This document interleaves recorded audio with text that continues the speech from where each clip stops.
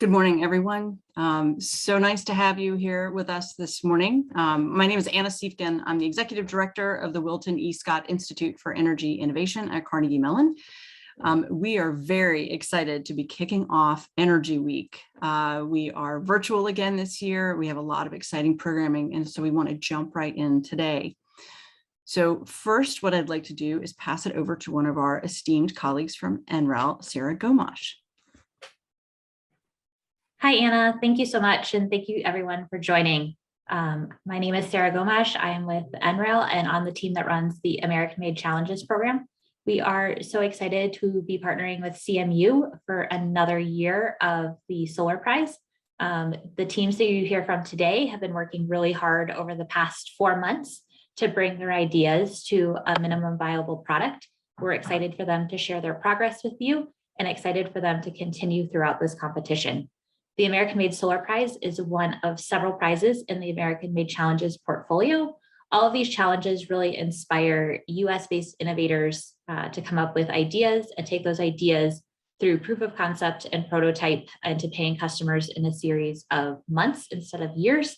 And so we encourage you to check out the other challenges on our website and be a part of our program. Thank you again to the team at CMU for organizing this event. And we hope that you enjoy hearing from these teams today. Thanks, Anna. Back to you. Thank you, Sarah. We are so excited to be a power connector, which we have been since 2018. I love being a part of this program. As I mentioned, I'm Anna. Here is my contact information, but more importantly, next slide.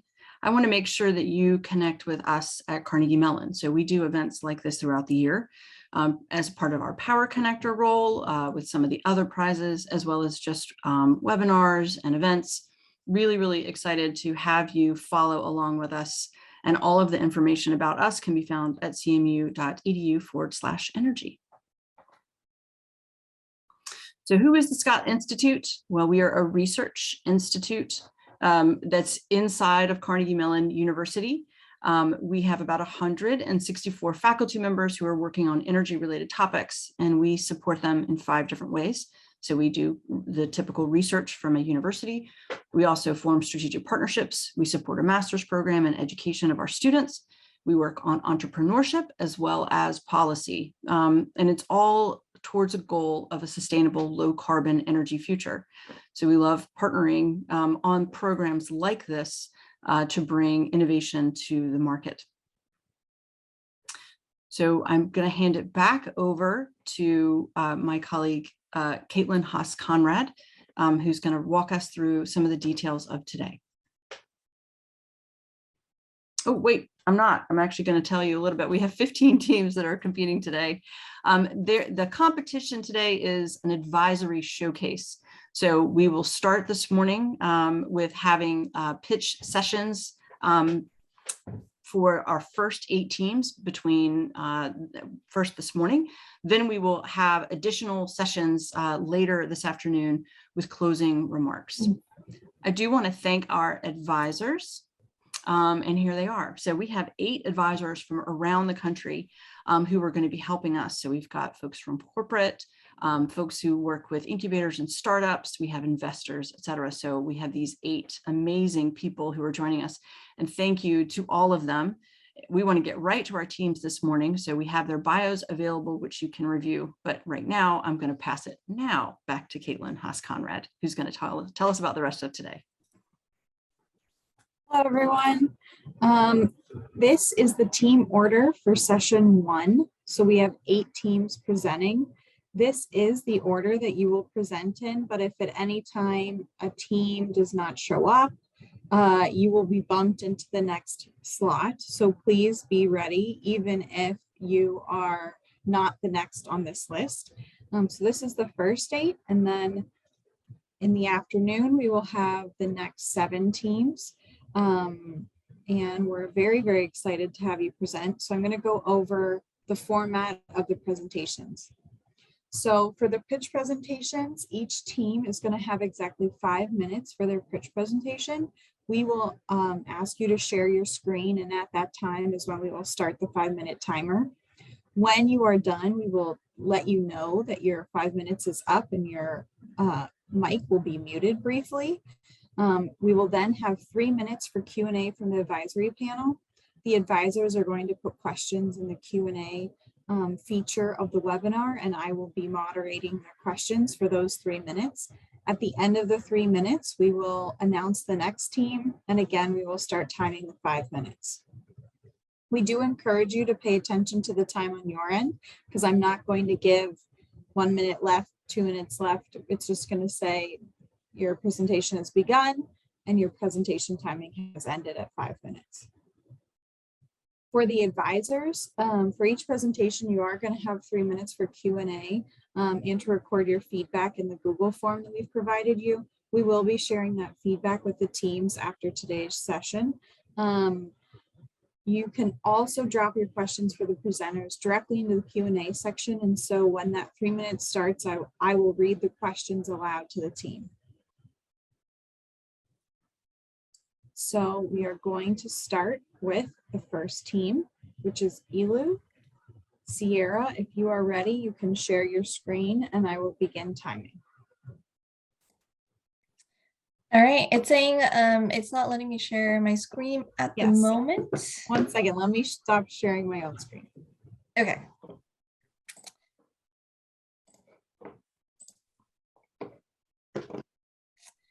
All right, let's get started. Hi, everyone. My name is Sierra, and I'm so excited to share a little bit about what we're building with ELU today.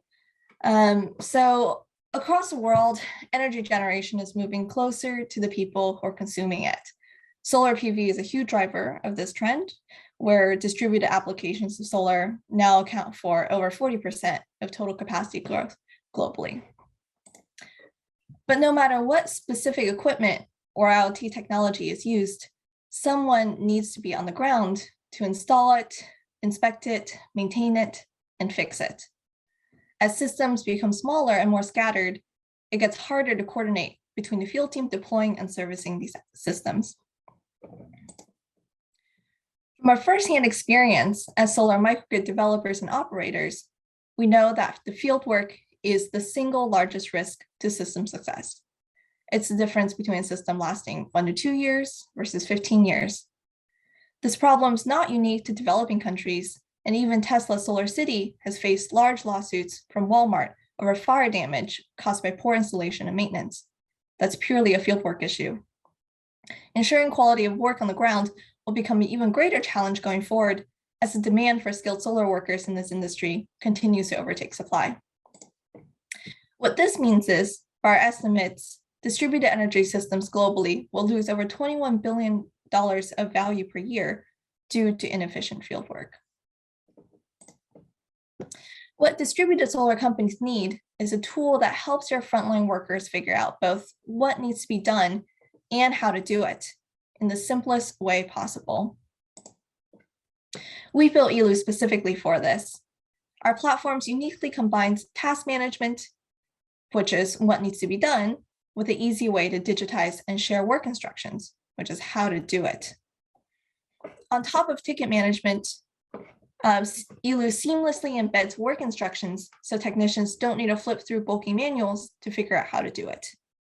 Not only do these workflows help ensure quality of work, they also collect real-time photos and inputs that provide managers with insight on step-by-step progress and reduce the need for retroactive documentation. On the task management side, ELU allows teams to seamlessly coordinate work between the office and the field. Managers and field teams can see upcoming activities all in one place, delegate new work orders, and track progress as they go. On the work instruction side, managers can quickly build workflows and attach them to jobs for field teams to follow. Update the master workflow, and those changes will be reflected across all devices with no app updates needed. Photos and inputs from the workflows are also synced in the job activity feed for easier reporting. ELU is specifically built for SME solar companies. Our clear interface and easy onboarding is a sharp departure from large enterprise and industrial platforms, which can be cumbersome, inflexible, and take a long time to onboard. We've launched a beta version of our platform with 5 solar operators globally who have created 80 workflows with more than 500 steps. Our beta users are loving the product so far and indicate that's filling a critical gap in their field operations. It's helping bring new technicians up to speed more quickly and ensures field work can be handled with confidence. In particular, we're happy to be streamlining operations for the likes of the Footprint project, who have provided emergency clean power across 25,000 clean power access to 25,000 US citizens. And we're seeing global traction as well, and not just in the US market. By facilitating the mass digitization of work instructions, we're aggregating best practices instructions around industry standard equipment into a central knowledge base. Our vision is to empower any team to confidently install, operate, maintain, and fix systems. The ELU team brings together key expertise and insights from the renewables sector. Natasha and I both have extensive in-field and management experience for microgrid and solar and storage projects, and our CTO, Trevor, has delivered top-of-the-line software solutions at Apple. Join us in empowering the more than 8.4 field technicians in the renewable, 8.4 million field technicians in the renewable energy industry to capably and confidently drive the global energy transition. Thank you. Thank you very much. We will now have 3 minutes for question and answer from the judges. The first question, which is from Michael Boland, is how does this product handle the myriad of hardware manufacturers and constantly emerging new products? Yeah, so we're starting out by focusing on specific niche, which is the microgrid market, and especially a lot of both off-grid and grid-connected microgrids. So we're starting with the most popular OEMs for that, which is a particular niche. And as we go, we're hoping to build up kind of more workflows and continue to aggregate. So one of the ways that we're looking to build up these types of workflows is through partnerships with OEMs who are also trying to get their instructions out to distributors to make sure they're also kind of installing and servicing those equipment in the right way.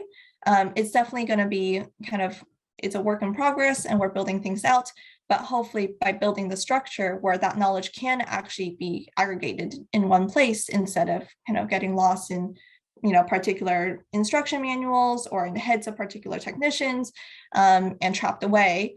You know, we're hoping to create kind of at least a process toward all of that. Great. Kavita Ravi asks, what is the future funding plan? Yeah, so we are heading into a seed round in pretty quickly in the next kind of couple of months. So that is next up in terms of funding plans for us. The next question is from Christina Nikiforova. How much customization for workflows is needed for installations? For example, how different are installations that would require consistent use of this platform for a field worker? Yeah, so in terms of customization for things like installation, I think, you know, we've seen some users start to use it for installation, but what we've really seen is for commissioning, servicing, and O&M, where there's kind of more overlap. And actually just in terms of how we see field techs use their phones in installations, they don't have their phones always in front of them, whereas for kind of inspection, commissioning, and O&M servicing, it's kind of right there. So what we have seen is that these processes, at least for those three processes, for what I was saying with commissioning, inspection, O&M, and then some even surveys, those are very standardizable, where we see already some customers in the Philippines and customers in Nigeria who are using the same equipment. They're building almost the exact workflows completely independently, just because, you know, there's one way to inspect, you know, AC side connections on the same hybrid inverter, for example. So that's something that, you know, we think is definitely feasible and is very valuable. And ultimately what we're trying to build up with this knowledge base is at least a starting point where you can download a pack of all the workflows that are kind of commonly used for specific equipment or specific configurations or even documentation or inspection up to code. And individual developers can tweak it as they want based on how they want to report and how they want to approve things. But ultimately that starting point is already quite advanced and they don't have to build that much out from scratch. Great. That's the end of your Q&A. Thank you very much, Sierra. The next team is Kilo Newton. Please share your screen.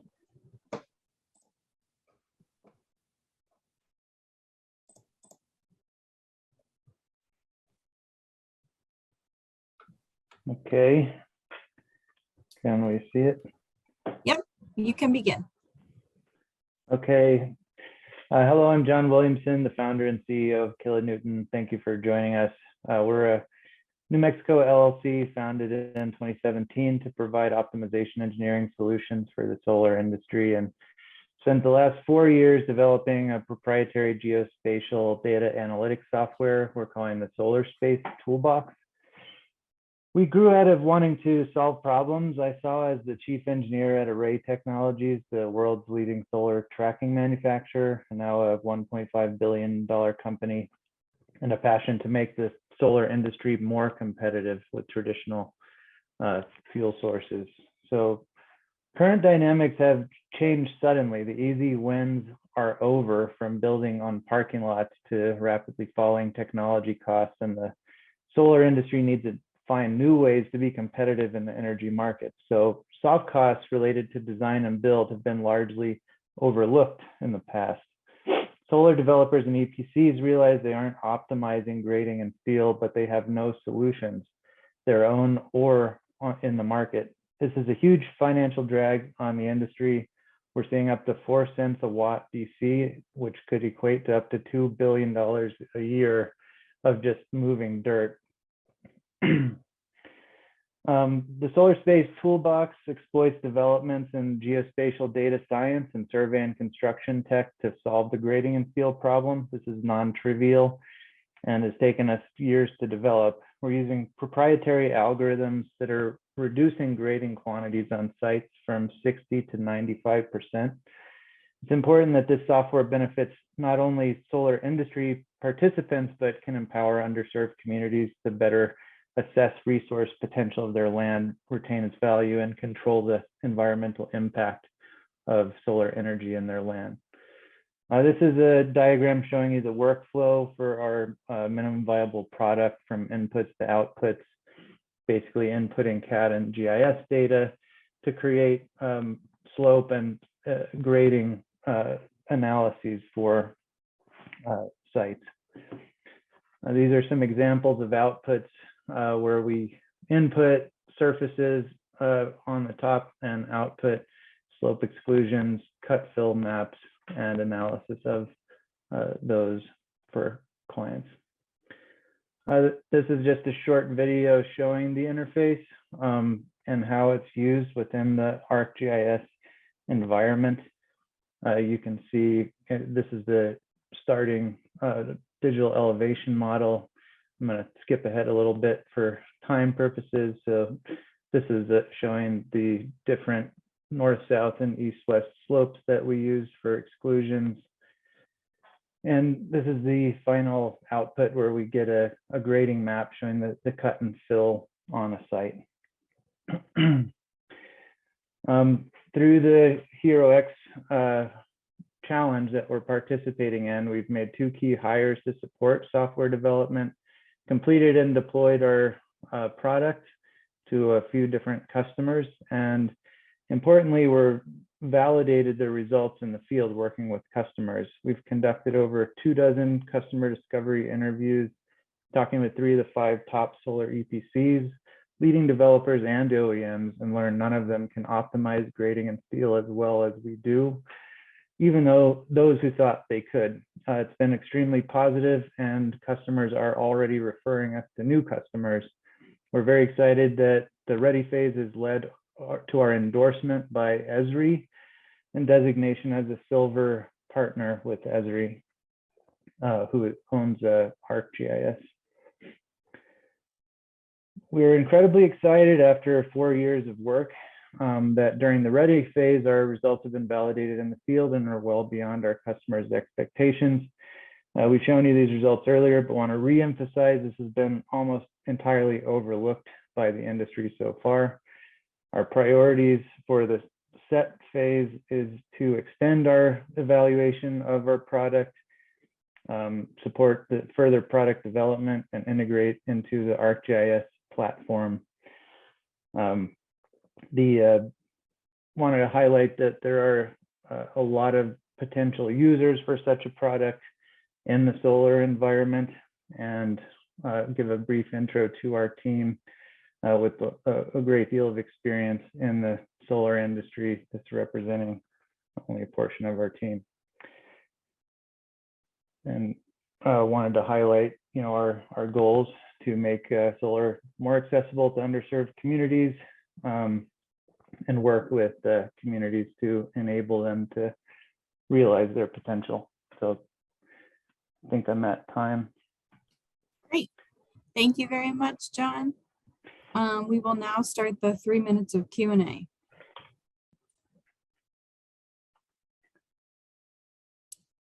Question from Michael Bolin. Is any interaction with performance modeling software, for example, PV system, needed to predict impact on production or LCOE? Yeah, that's a good question. And one of the tools that we provide with our Solar Space Toolbox is a terrain loss modeling approach. And so it works with outputs of PVSYST to enable you to analyze the effects of north and south tilt in your system, as well as east-west terrain variation. That's a very common question. Great. Next question from Christina Nikiforova. How would you plan to use the funds if you moved on to the next round? We've been utilizing the funds to help focus our team specifically on the development of the product and releasing it to the public. And so, as mentioned, we've already made a couple of hires during this previous phase to support that. And so the continuing funds will help support that, and also potentially other new hires or contractors to help. Great. From Kavita Ravi, what are the savings per watt? How will the funds be used? So I think I answered the second question. Oh, yes, you did. Sorry.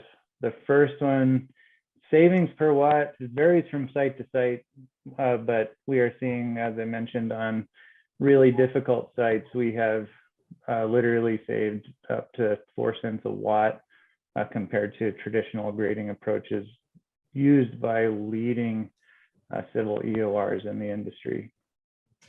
Great. And from Joe Barron, what's your pricing strategy? Is this a SaaS app?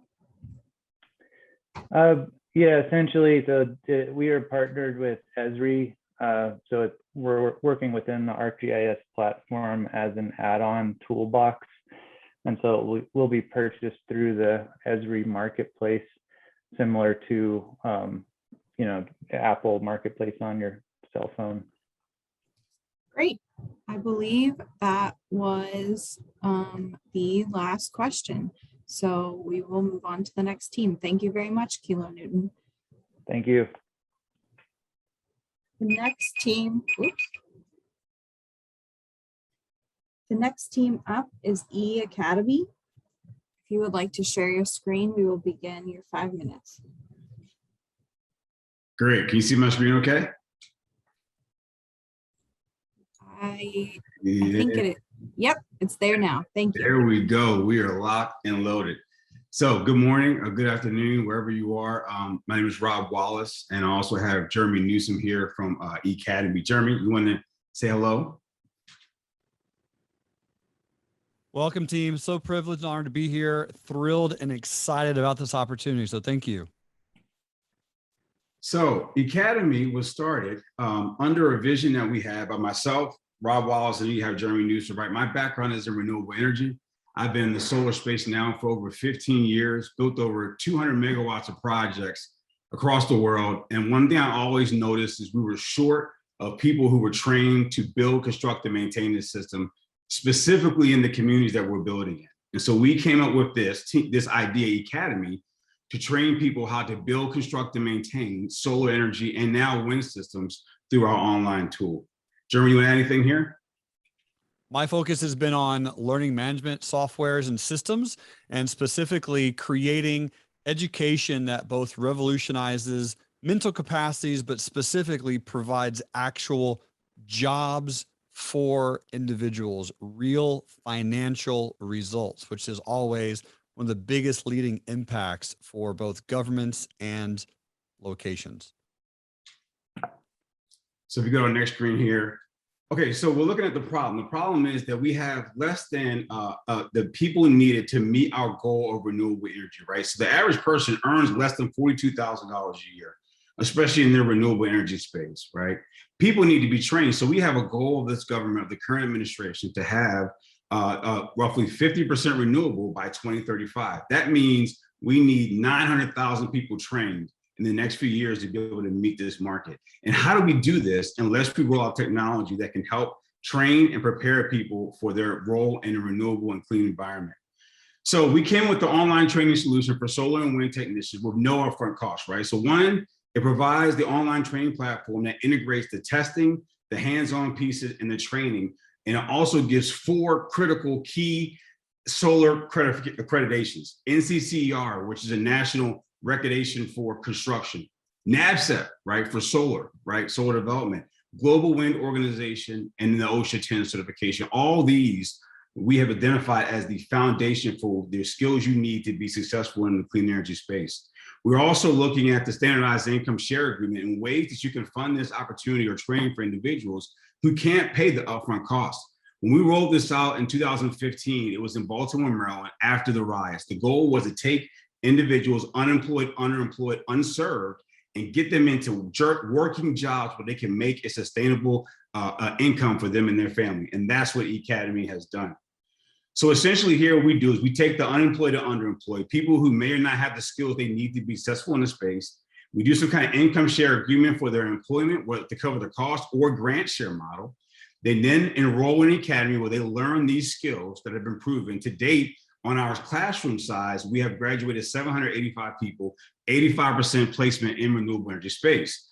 Fast forward to COVID, we took that same platform, developed Academy, and now have an online tool to do that exact same training, exact same wraparound skills to prepare them for their careers in renewable energy. And at the end, they get employed. 85% employment rate. The way the ISA agreement works, they essentially agree that they want to enroll in this program.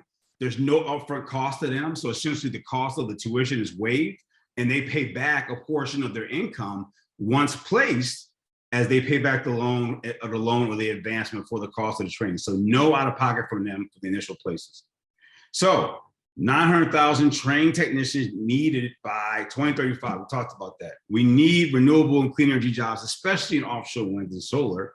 And we see a huge market and opportunity for Academy. In addition, we see these as our competitors, Udemy and Solar International. But the difference is that we've worked in underserved and underrepresented communities. We've graduated 785 people, placed 85% in clean energy jobs. We have MOUs in New York, Chicago, Maryland, and Houston to roll these out with local community partners.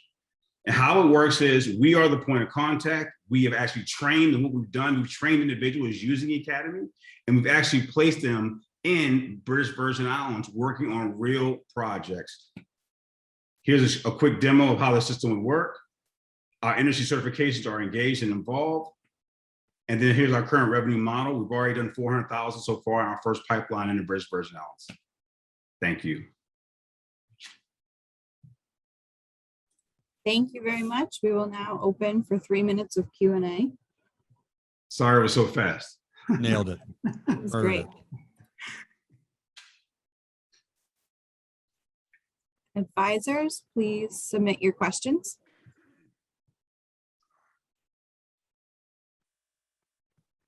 We'll give them.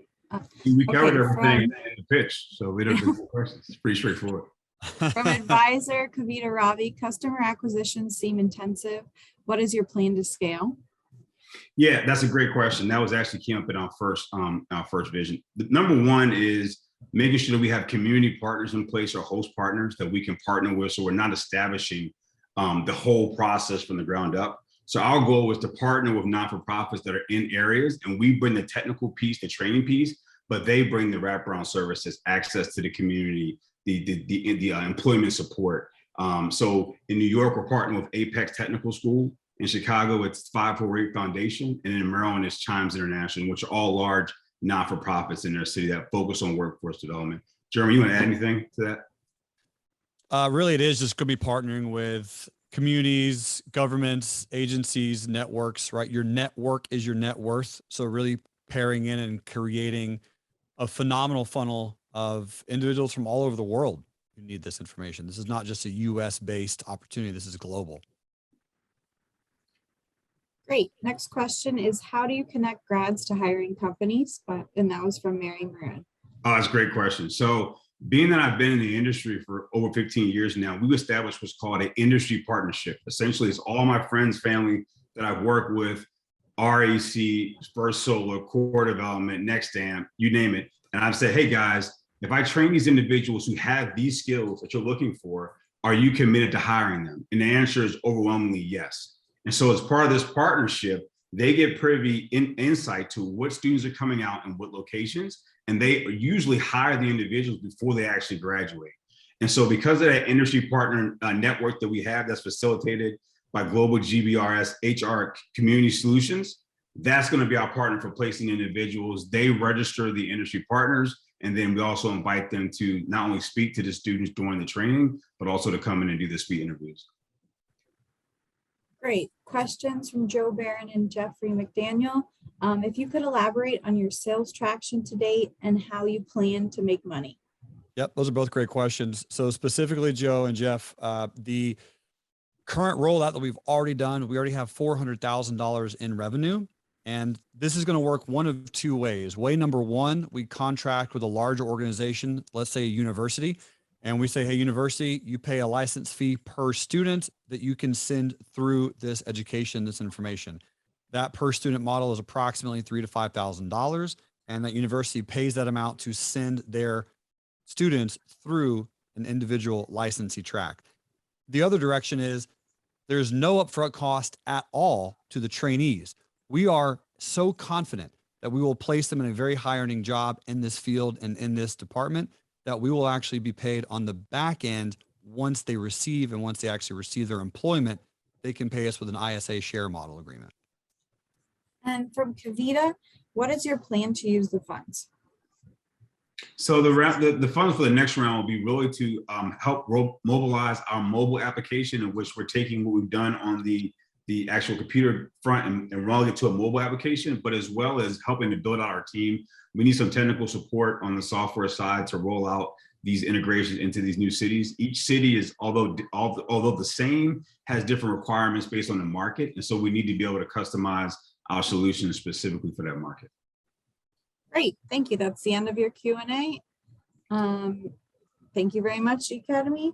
Thank you, team. Thank you. The next team is Leaptran. If you would like to share your screen, we will begin your 5 minutes. Sure thing. Give me 1 second.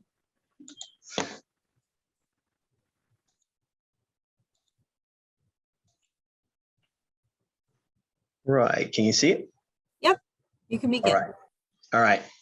Hello, everybody. My name is Edward Hooks. I'm the Chief Operating Officer for Leaptran. I'm here today to introduce our software called SolarCast and SolarCheck. It is a software that's specifically developed for solar forecasting for utility scale solar. So the reason why we developed this software is to try to solve or at least minimize certain problems that are happening on the nation's grid right now. As solar is increasing, we are finding more and more difficulty in the reliability of solar due to intermittency. And so this impacts regional operators, utilities, and even solar aggregators. And so what we're trying to do is help to give a better idea of how much power or energy will be produced on an hourly basis within 24-hour period, or intra-day or intra-hourly, as well as day-ahead forecasting.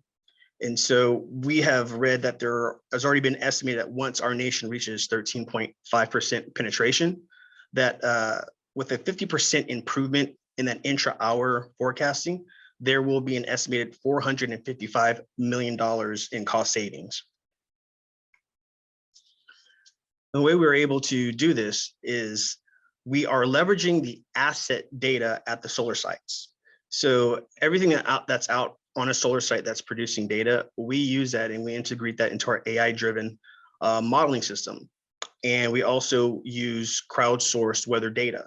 And this helps us to improve the accuracy of our forecasting intraday by 50%, if not more. The key differentiation between us and our competitors is that most competitors, they are based primarily upon a numerical weather prediction model. And so this is a physics-based model having a lot to do with, weather tracking.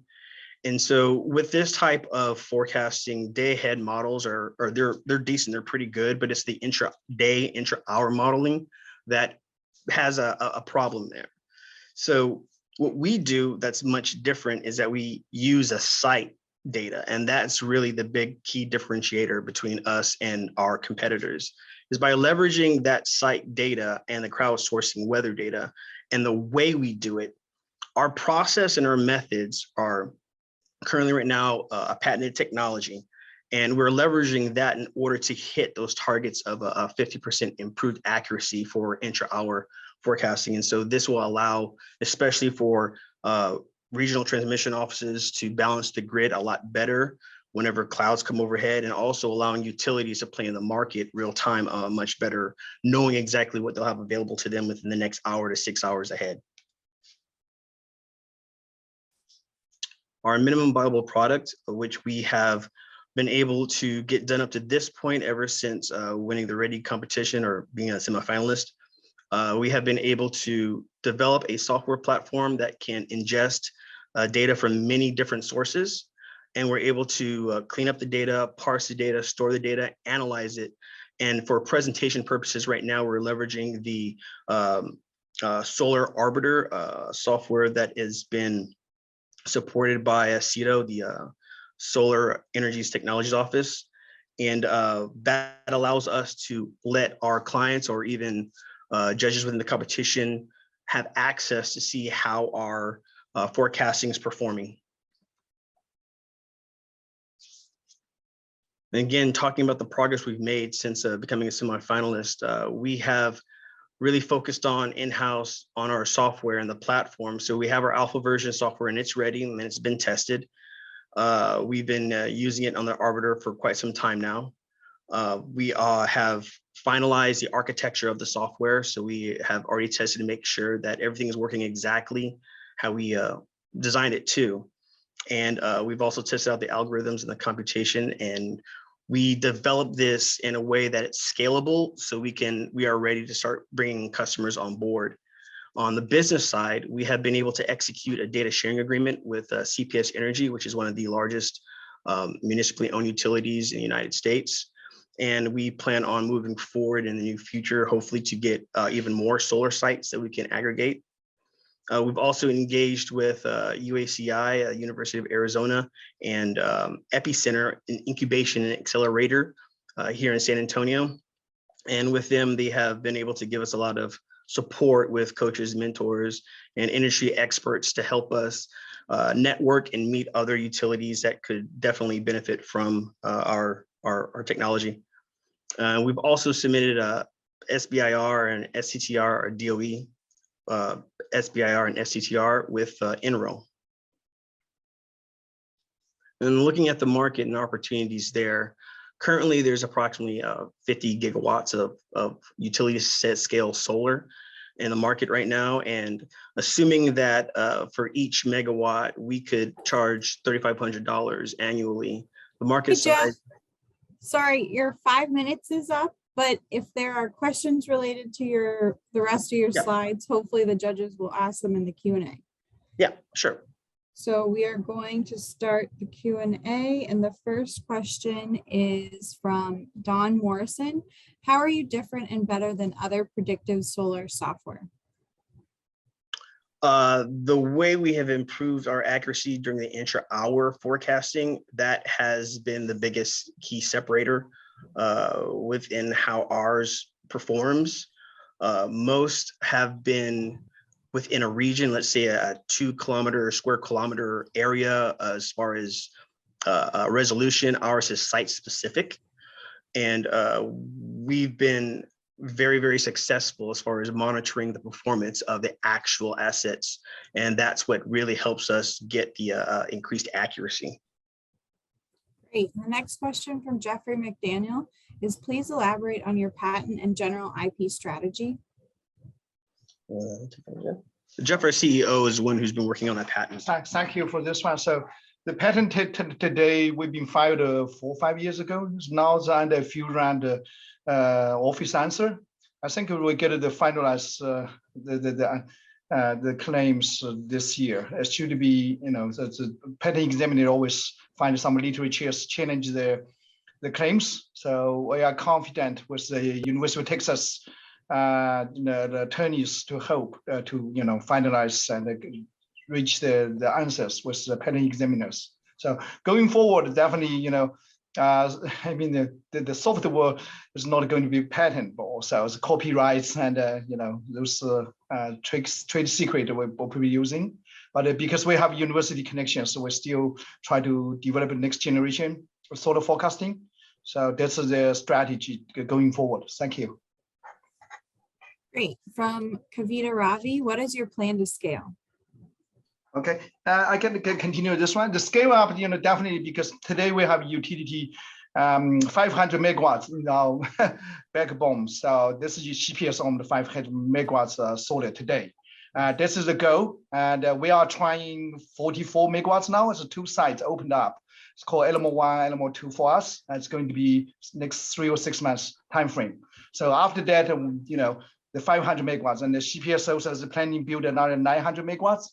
Close to 1 gigawatts level solar. That's, Texas now is #1 solar penetration utility scale. So ERCOT has probably 20 GW, 50 GWs on the queue for the applications. So I think our chance to move to MOU, IOU is needed. So, work with industry, solar forecasting arbiter, operators, whoever's national grid, the many different companies, we can start to open the conversation as we try to, after we're testing our beta software.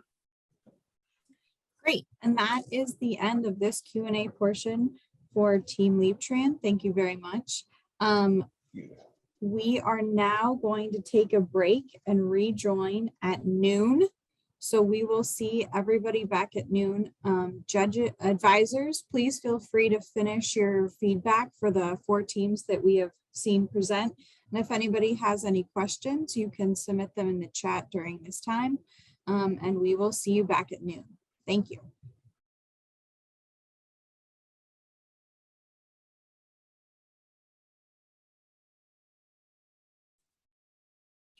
Welcome back, everyone. If CMU Solar is ready, Logan, you can share your screen and we'll begin your 5 minutes. Perfect. I'll go ahead and get started right now. I'll let you know when we see the slides. Okay.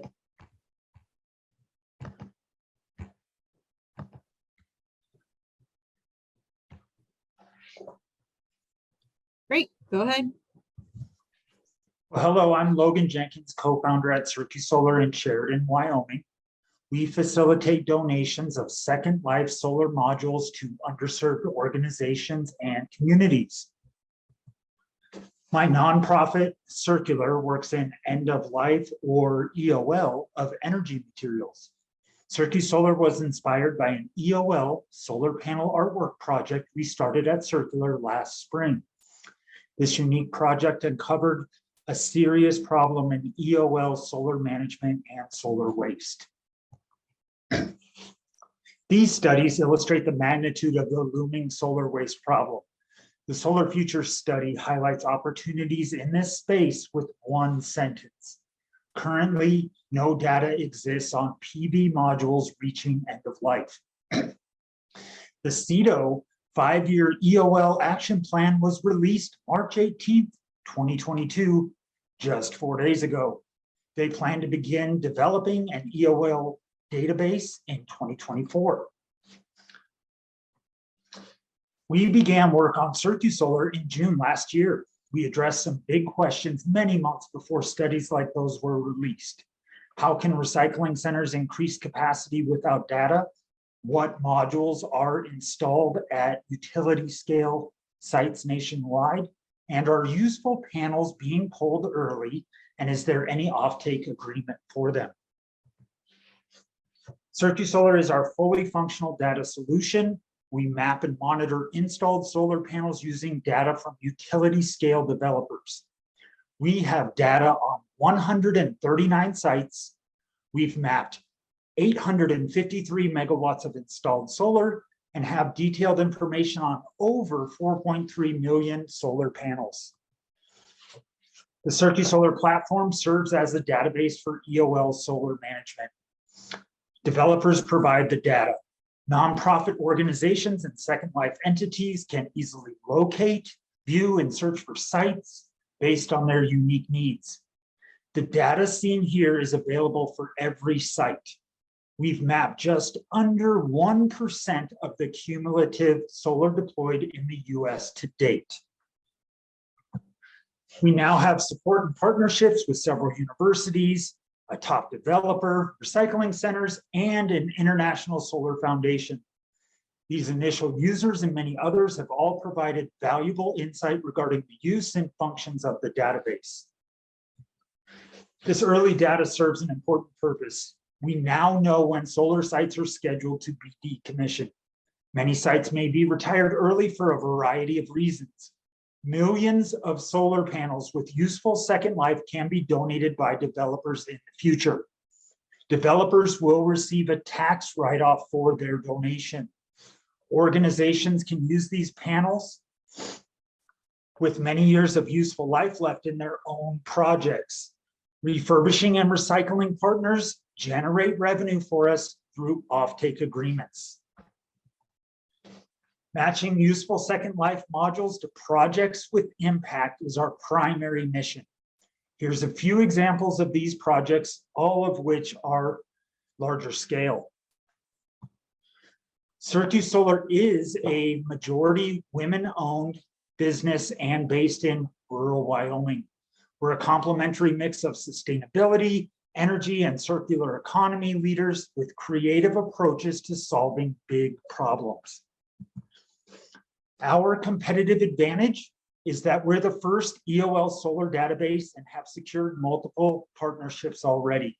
We've been working on the solar waste problem for the last year. We're also donating our solar panel artwork to raise funds for specific projects. We've got the right team and we're ahead of the curve as far as timing in tackling this huge problem. We aspire to reach these goals to scale this effort while providing the most impact to underserved organizations and communities. We'll expand our reach within the DOE and through our partners. In the near term, the developer network and mapped sites will be expanded. Incentives and benefits to them will be easily understood. Corporate partnerships, sponsorships, and solar developer cost share are all crucial to our growth, and scaling, refurbishing, and recycling efforts with our partners will drive our future revenue growth. Thank you again. I welcome any questions. Thank you very much. And now begins the 3 minutes for Q&A.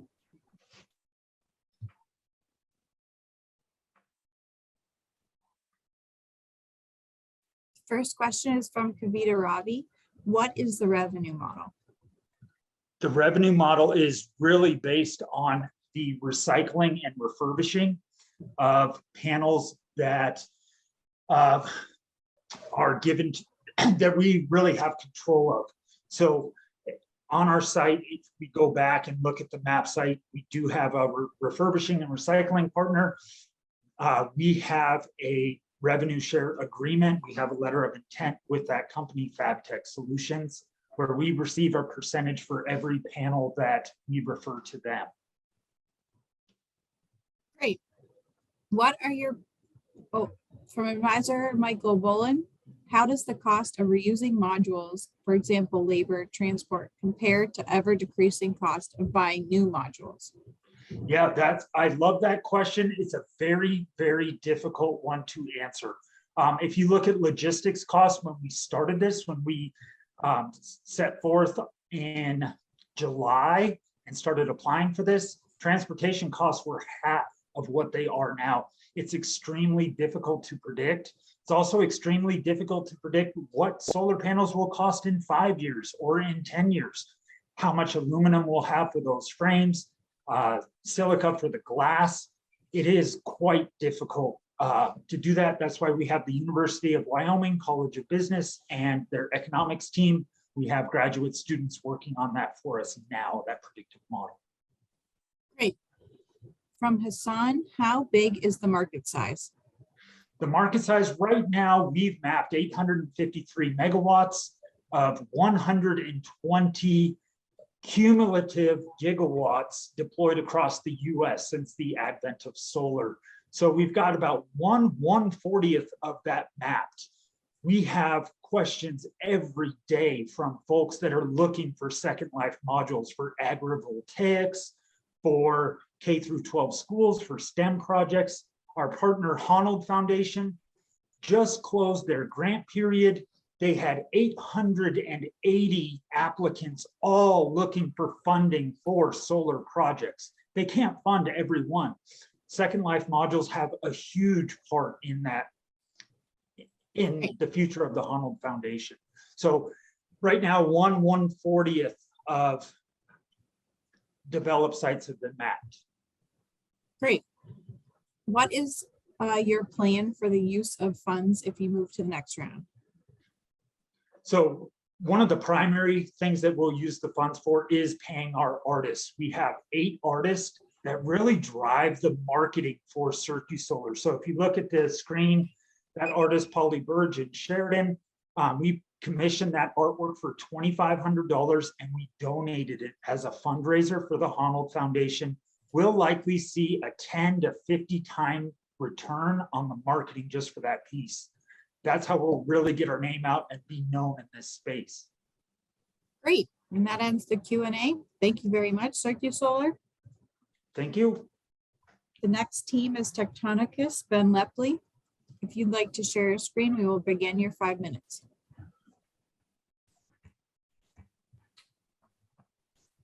Hello, I'm Ben Lepley with Tectonicus Constructs, and we're developing the Solar River project. We're a team of architects, engineers, computer programmers, and researchers mitigating climate change through creative deployable solutions. We have existing partnerships with U of A, UC Merced, George Cairo Engineering, and we have R&D funding from Department of Energy's SBIR grant as well. We have lots and lots of problems with energy and water in the Southwest. Moving water is the largest single user of electricity in the West, and thermoelectric power production is the largest user of water. We're in a 1,200-year drought that's impacting hydroelectric power generation, which will increase natural gas prices and water usage. Land-based utility scale solar clear cuts lands, destroys ecosystems, and creates dust and airborne diseases, and is often rejected by local communities, many of which are farming communities. Most of our irrigation network was built in WPA era, and loses incredible amounts of water to evaporation, leakage, and needs to be rebuilt. We also have some severe socioeconomic challenges in rural areas. Underserved indigenous communities, agricultural communities, and irrigation districts need financing to upgrade their water systems and produce their own power.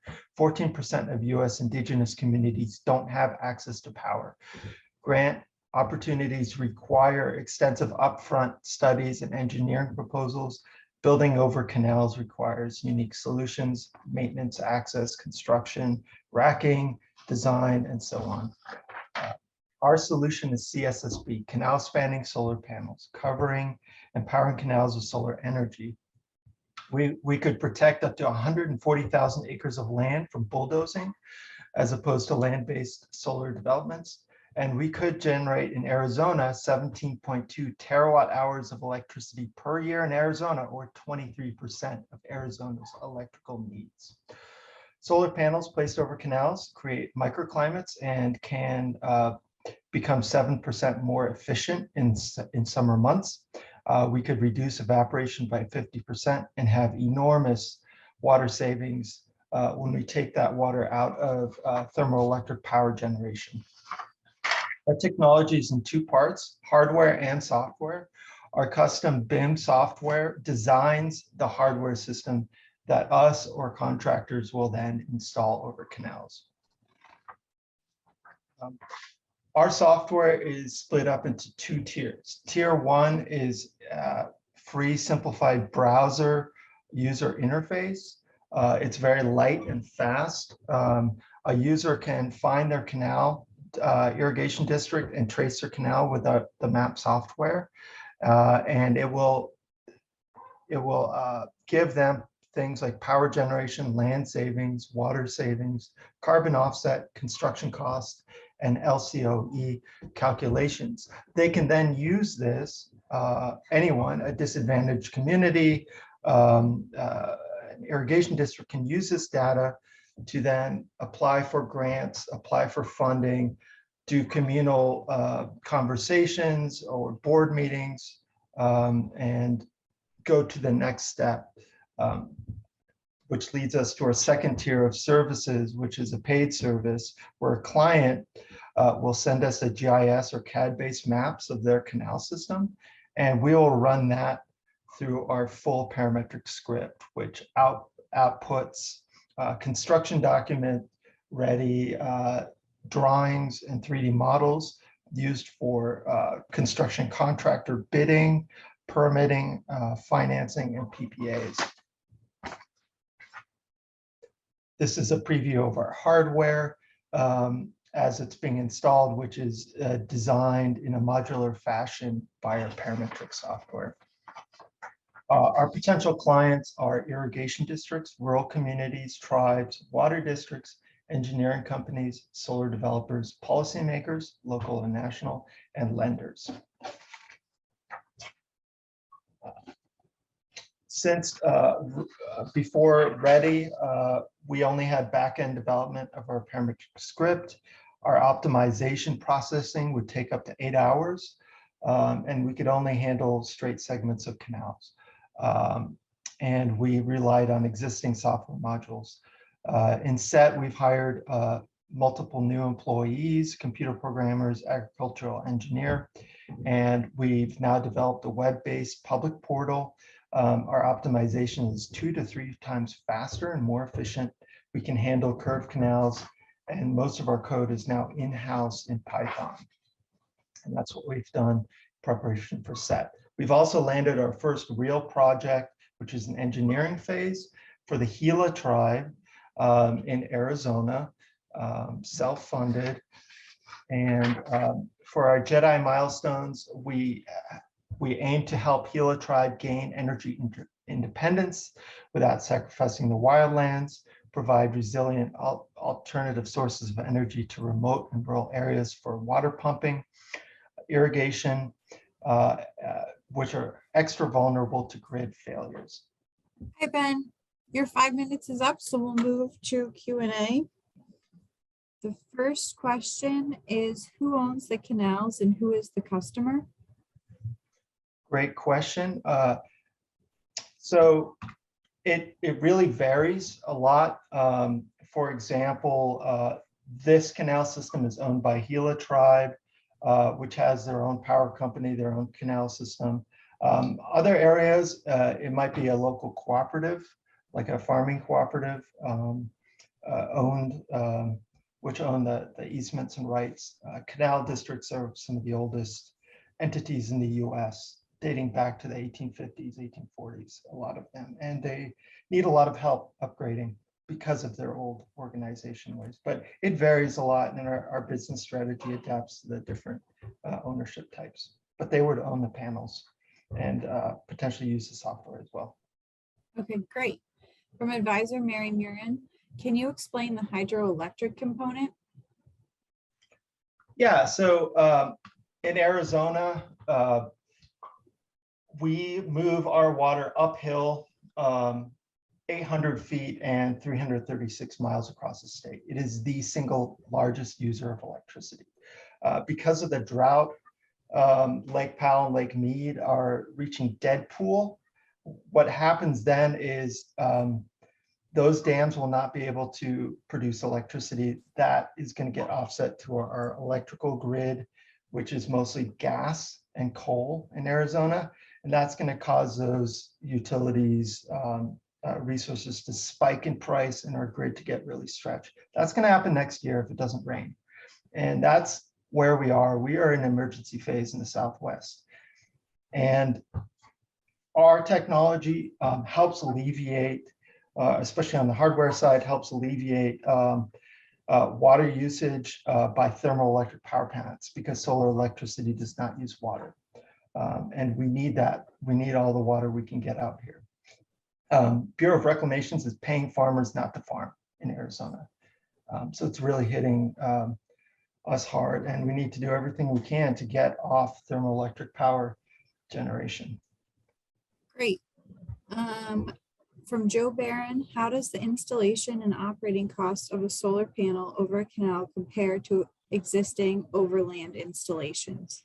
That's a really, really great question. And we've spent, with our SBIR grant, we've spent a few years looking into this. If you look actually on the pictures here on the left, canals, most of them already have, actually all of them already have their own maintenance roads and fencing and staff to do that maintenance. And it would likely be that staff that would be trained to do solar because they will own the solar panels that will provide the O&M for the solar. It could get subcontracted out, and that's on a case-by-case basis for different irrigation districts, what they want to do, if they want to subcontract that out or not. But because we don't have to do additional O&M on land, because the solar panels are cooler and don't degrade as quickly, at least in arid environments, we think the O&M costs are going to be about the same. And because we have much less land area that's already, that O&M is already being paid for by the canals. And so they can share those resources. And actually, for the Gila tribe, we are designing our system to work with their existing machinery and staffing. So they don't have to go out and buy new stuff. Great, that's the end of your Q&A. Thank you very much. Optimo Energy, Christopher Serrato, you are next. If you would like to share your screen, we will begin your 5 minutes.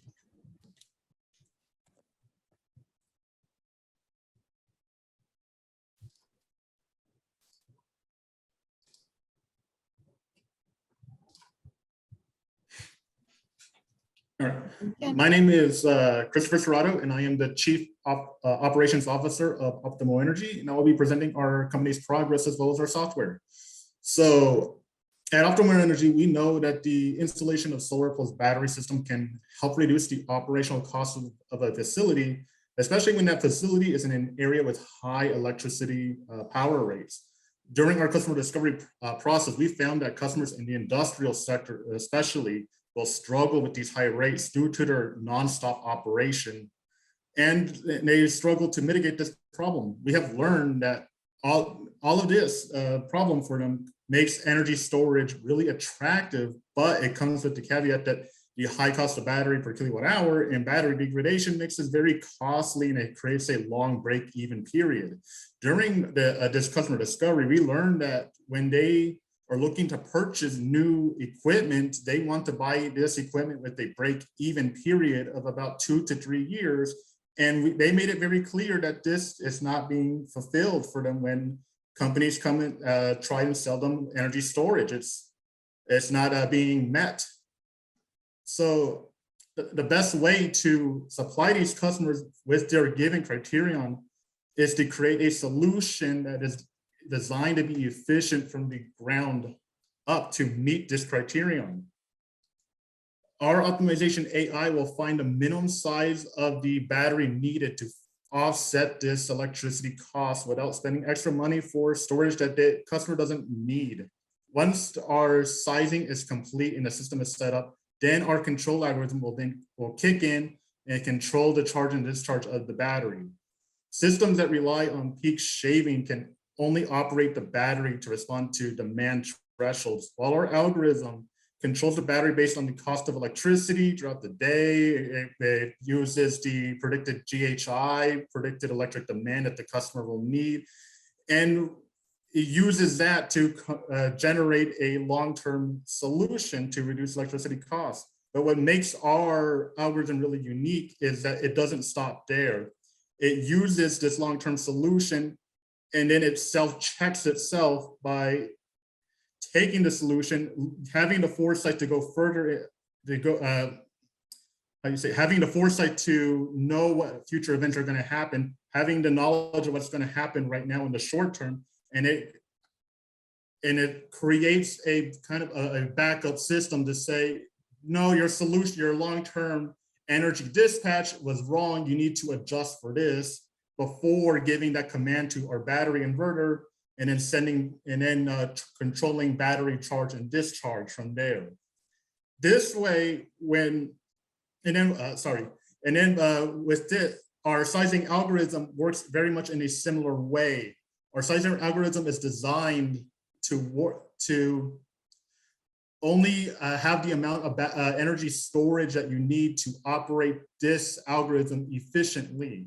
It knows ahead of time how the facility is going to use the battery, how the facility is going to use the solar, and what the demand will look like. So it is really being built up from the ground up on how we want to use it, when is it going to be used, and so on and so on. So that way the customer only needs to buy the minimum amount of battery. They don't need to worry about buying extra that they don't really need. And this really dramatically reduces that payback period for the customer. Now, so far during the READY funding, we have made quite a bit of progress in converting our MVP from its current format into an open source format that is ready for commercialization. The original code was not scalable and had a lot of complications when installing it into a controller, but thanks to that funding we got, the algorithm is now transitioning into that open source language. It's cheaper to commercialize and to scale. And we also made a lot of progress in the business side of the company as well. During READY, the company obtained 4 letters of commitment that will give us access to a fully equipped power lab, as well as some connections to interested customers in the industrial sector, with one of the most important ones being the utilities in our local region of Southern California, and also a trader organization who has customers that are very interested in what we have to offer. But most important of all, though, is that our company has helped file the provisional patent for this IP. Currently, the California State University and the co-inventors are the current IP holders. The co-inventors of this IP established Optimal Energy and are now finalizing a licensing agreement with the university so that Optimal Energy will be the licensee, and the co-inventors and university will hold the license. So thanks to READY, we were able to take advantage of our power connector to help finalize this process. Now, Hey, Drew, sorry, your 5 minutes is up. We're going to move to Q&A. The first question is from advisor Kavita Ravi. Battery integrators provide this for free. What is your differentiating advantage? One of our real advantage here is really reducing amount of battery that the customer needs to buy. Because one of the things that we found from our customer discovery is that battery integrators have gone to these companies and offered their solution, but they never really liked the solution they got. It was always too expensive. They weren't able to pay it back within the time limit. That we found in a lot of our studies when we were designing this, and now we're getting ready to our pilot project, that we can actually reach that goal that those customers want. Great. From advisor Michael Bolin, who is the customer for this product? So the customer for this would be owners of a metal plants. Those are the ones who really showed interest. Those are the ones that really told us about this hair on fire problem. And they were the ones that really wanted what we were offering. Great. From advisor Kavita Ravi, what is the reduction that you were able to provide? We were able to provide right now at about 15% reduction in overall cost. For these plant owners, this is actually translate to quite a bit because they have quite immensely high electricity rates, especially in the Southern California region where power demand rates are incredibly high, and it's quite punishing to them. What are your plans how are you going to use the funds if you make it to the next phase? Our plans for the funds is to really complete the translating of our source code into an open source format, which is going to be Python, and as well as to improve on the other aspects of our algorithm, such as there's a forecasting portion, there's the machine learning portion, and we want to see if we can improve on these savings, and then also to install it into a controller that is easily communicates with the battery inverter. What is your plan to scale? Our plan to scale really is dependent on our connections that we made with over this process. So one of the big ones is connections with the utilities energy advisors, where they like to advise a lot of these customers on what are the best ways to mitigate their power demand, and also the trade unions, because a lot of the customers, they love to go to trade organizations on suggestions on what they should do and what should they install. They always go to these guys like, hey, what is the latest product that I should have to save some money? And we have a pretty good relationship with them. That's great. That is the end of your Q&A. Thank you very much. Solar Grade with David. If you would like to share your screen, we will begin your 5 minutes. Great. Hey, this is James. Can you guys hear me all right? Yep. Great. And see everything all right? Cool. Yep. Go ahead and Excellent. begin. Super. Okay, so hey, I'm James Nagel. I'm one of the creators of Solar Grade, the new solar in-field software. Currently, on-site renewable work is inefficient, leading to higher O&M costs, lower asset quality, and higher operational risk. Then, as O&M companies are driven towards price reduction, the problem worsens, resulting in slower response, poor training, and ineffective reporting and analytics. Then, when operational issues arise, personnel risk, lawsuit costs, slow corrective action, and lost production take a huge toll on safety, financials, and reputation. Applying a Jedi lens, when these operating issues turn into fires, disadvantaged communities are often affected first and worst. Furthermore, as the solar industry grows, it must support and sufficiently guide newcomers to promote technical proficiency and reduce barriers of entry. The core problem of deficient asset care must then be resolved by a solution grounded in reliability and safety while guiding teams towards proficiency and consistency. Solar Grade is the tool that does just that. It's a cloud-based desktop application paired with a mobile app specifically designed to elevate renewable energy asset care. The solution amplifies team effectiveness in the field, which lowers O&M costs and delivers safer, more reliable projects. Solar Grade facilitates team communication on site, therein driving faster issue resolution. So, project uptime is increased by decreasing downtime. The software then digitizes the on-site experience, creating what we call non-metered data, which can be used for a traceable bill of health and comprehensive field analytics. The software reduces labor costs by 30%, avoids facility downtime, which clients have valued at $1 million per day, and collects project data for intelligent asset care, leading to reduced transaction and remediation costs. As a Jedi solution, Solar Grade promotes project reliability and safety through consistency and diligence. therein reducing thermal risks to disadvantaged communities. The software facilitates team training and proficiency so that newcomers quickly become industry leaders. There are really just a few software solutions specifically designed for the renewable industry. Often, renewable companies will adapt construction software, which doesn't quite meet the needs of our sector. So we're specifically meeting that demand with SolarGrade. Still, our biggest competitors are construction software projects and inertia of status quo solutions.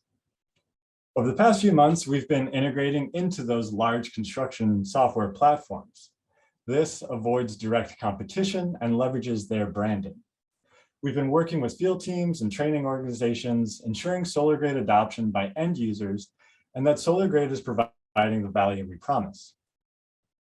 Volta, our company behind SolarGrade, has been bootstrapping the software development from our own funds and time. We use and test the tool while conducting professional services, which also acts as marketing for the software as clients receive the work product generated through SolarGrade and easily see the value in it. This has led to signups, beta users, and our first paying customers. With the traction on both the software and engineering services, we've hired a lead software engineer and an engineering manager. Our business plan has become more robust as we continually assess our product market fit and refine forecasted revenue. Our initial focus is on the O&M space and the fragmented C&I segment. We target directors of O&M because these decision makers benefit the most from a more efficient team and improved asset care track record. Looking at the target market, currently consisting of over 240,000 solar professionals, TAM is over $500 million, SAM is over 200 million, and assuming a 4% SAM market share by 2027, SAM is estimated at 12 million in annual recurring revenue.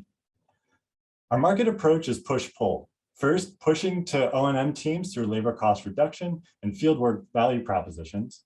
Second, pulling SolarGrade into asset owner and asset host O&M contracts, driving towards more reliable and transparent asset care.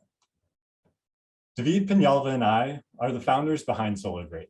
David has been in the industry for over 15 years, leading engineering teams, leveraging an extensive network to drive business development, and has a knack for great customer relations.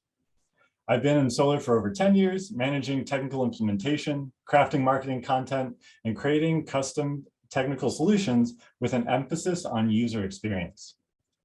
After our 25 years of working on operating issues, we built the tool we wish existed for the renewable industry. You can learn more at solargrade.io.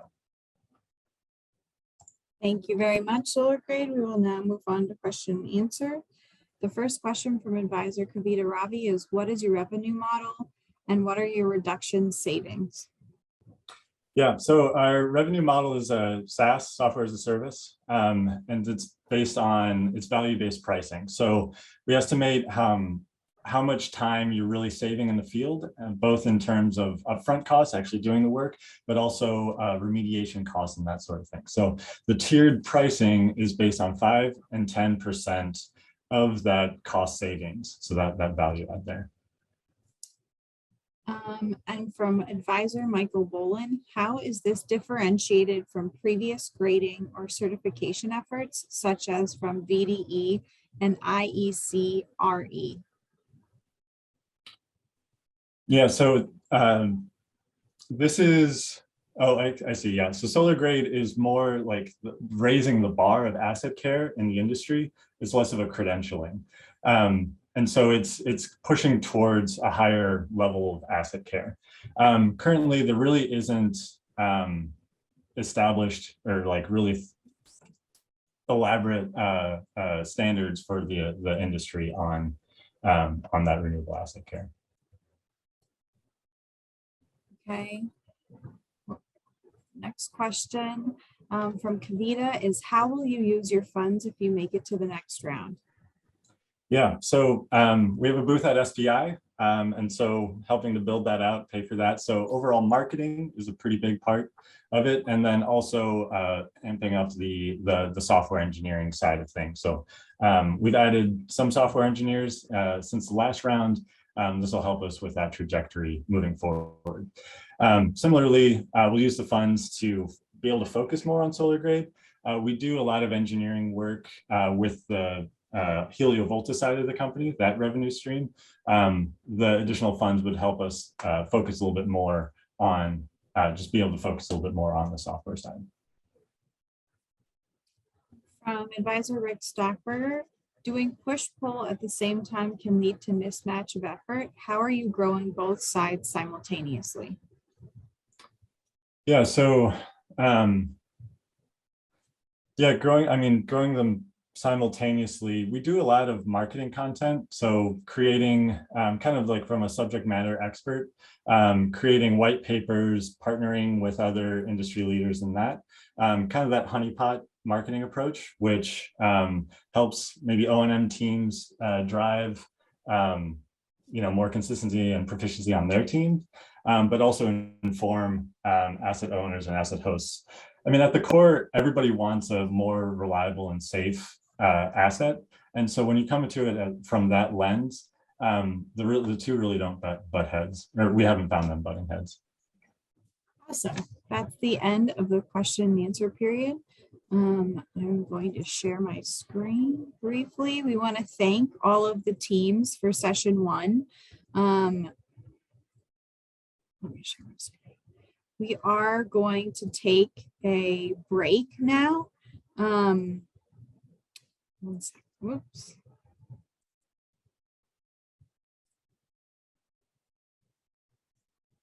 We are going to take a 30-minute break, and session two with the next 7 teams will start at 1:10. We are encouraging everyone to take a step away from your computers. If it is the right time in your time zone, please enjoy lunch.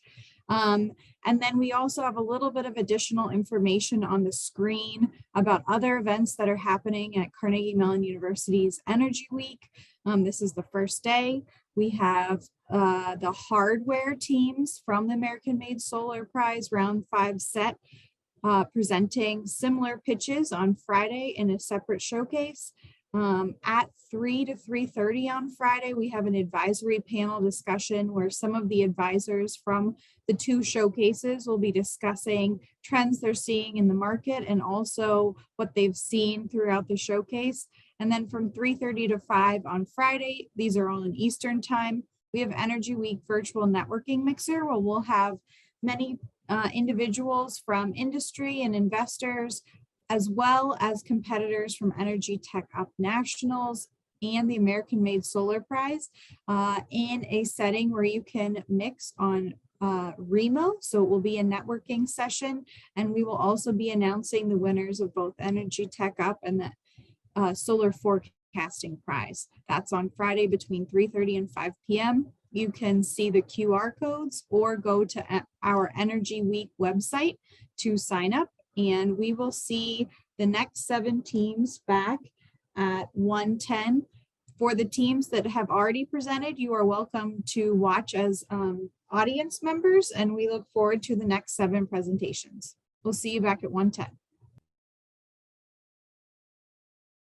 All right, so with that, we are going to get started with session 2 today. So welcome to the American Made Solar Prize Round 5 set showcase, pitch showcase for software. And we are now at part 2. So we have some esteemed panelists this afternoon, a different set from this morning. So I'm going to go through their names really quickly and say thank you to all of them. So we have Tenley Dahlstrom from New Energy Nexus. Srikar Gadi is from BTVC. My good friend Judy Lee is here from the Energy Foundry. We have Ernst Sack from Blue Bear Capital, John Greenwood from First Energy in Ohio.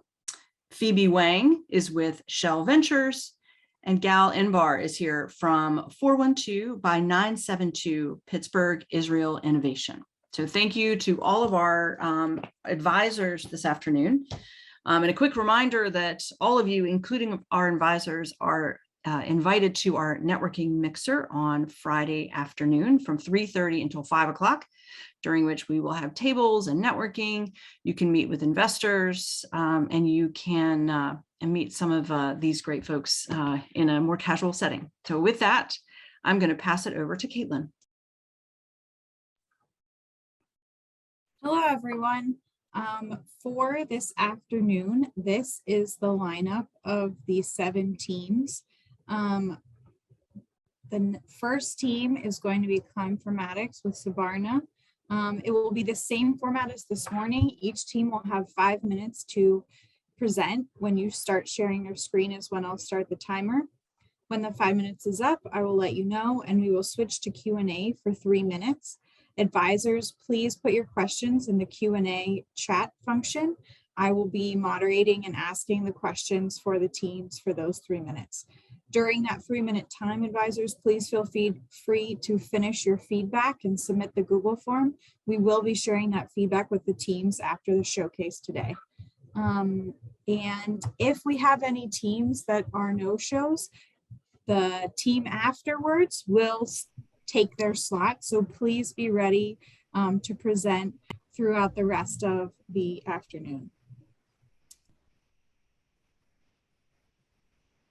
I went over this, sorry. Yep. Okay, so now Climaformatics, I'm going to stop sharing my screen. So Barna, if you would like to start sharing your screen, we will start your 5 minutes.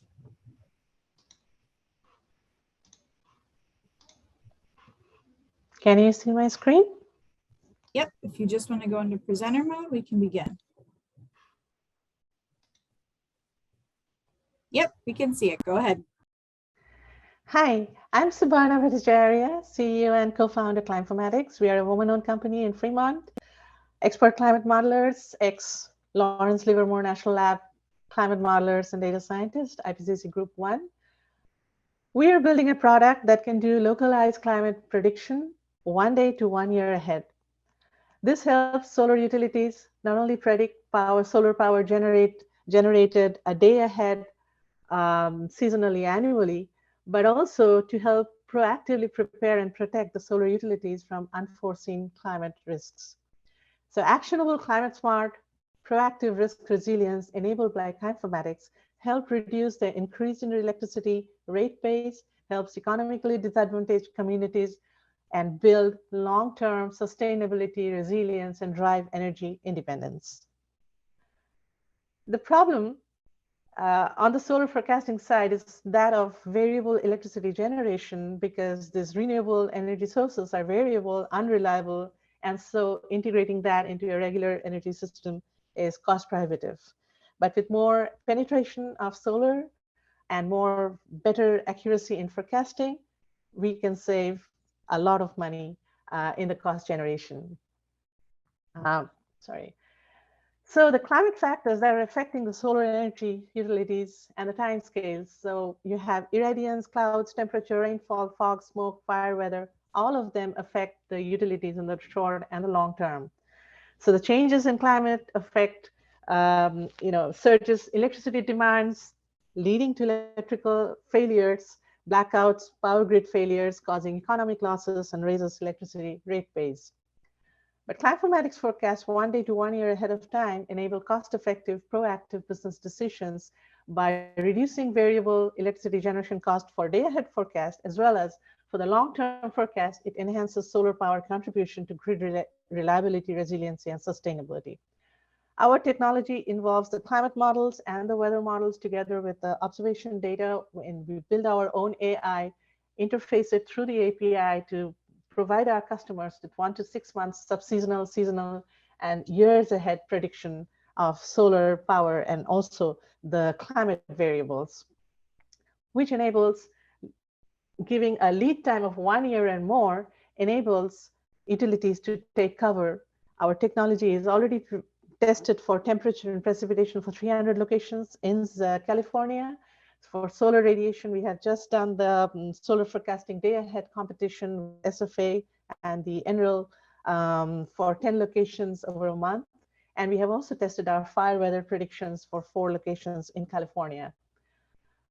So our progress and milestones for the Ready Award, we have post-Ready Award, we have developed 300 zip code locations MVP, 30% of California zip codes for temperature precipitation, 10 locations for solar forecasting across US, day-ahead forecasting. We established collaborations with the American-made network companies and power connectors, microgrid utilities, real estate, energy pricing, agricultural companies have shown interest in our work. We are part of the UN ARISE chapter, the disaster risk resiliency chapter. We are working on wildfire risk resiliency project for the JEDI as part of JEDI also. We are involving UC Berkeley students, and we are also working with the Fresno Wet Center.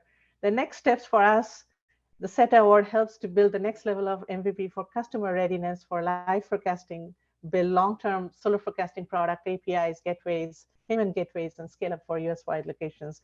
Our JEDI goals, we are a woman-owned company. We are employing UC Berkeley students to work with us, high school students, and we are working with UN. We are working with microgrids that help disadvantaged communities get risk resilience. We are continuing our work with Fresno State Center. We are working with the initial irrigation consortium with Fresno State, and we have just given a proposal for that, Colorado State. And here is a little bit of demo with what we have been able to achieve so far. So I don't know if you can see my screen. This is a location in New York.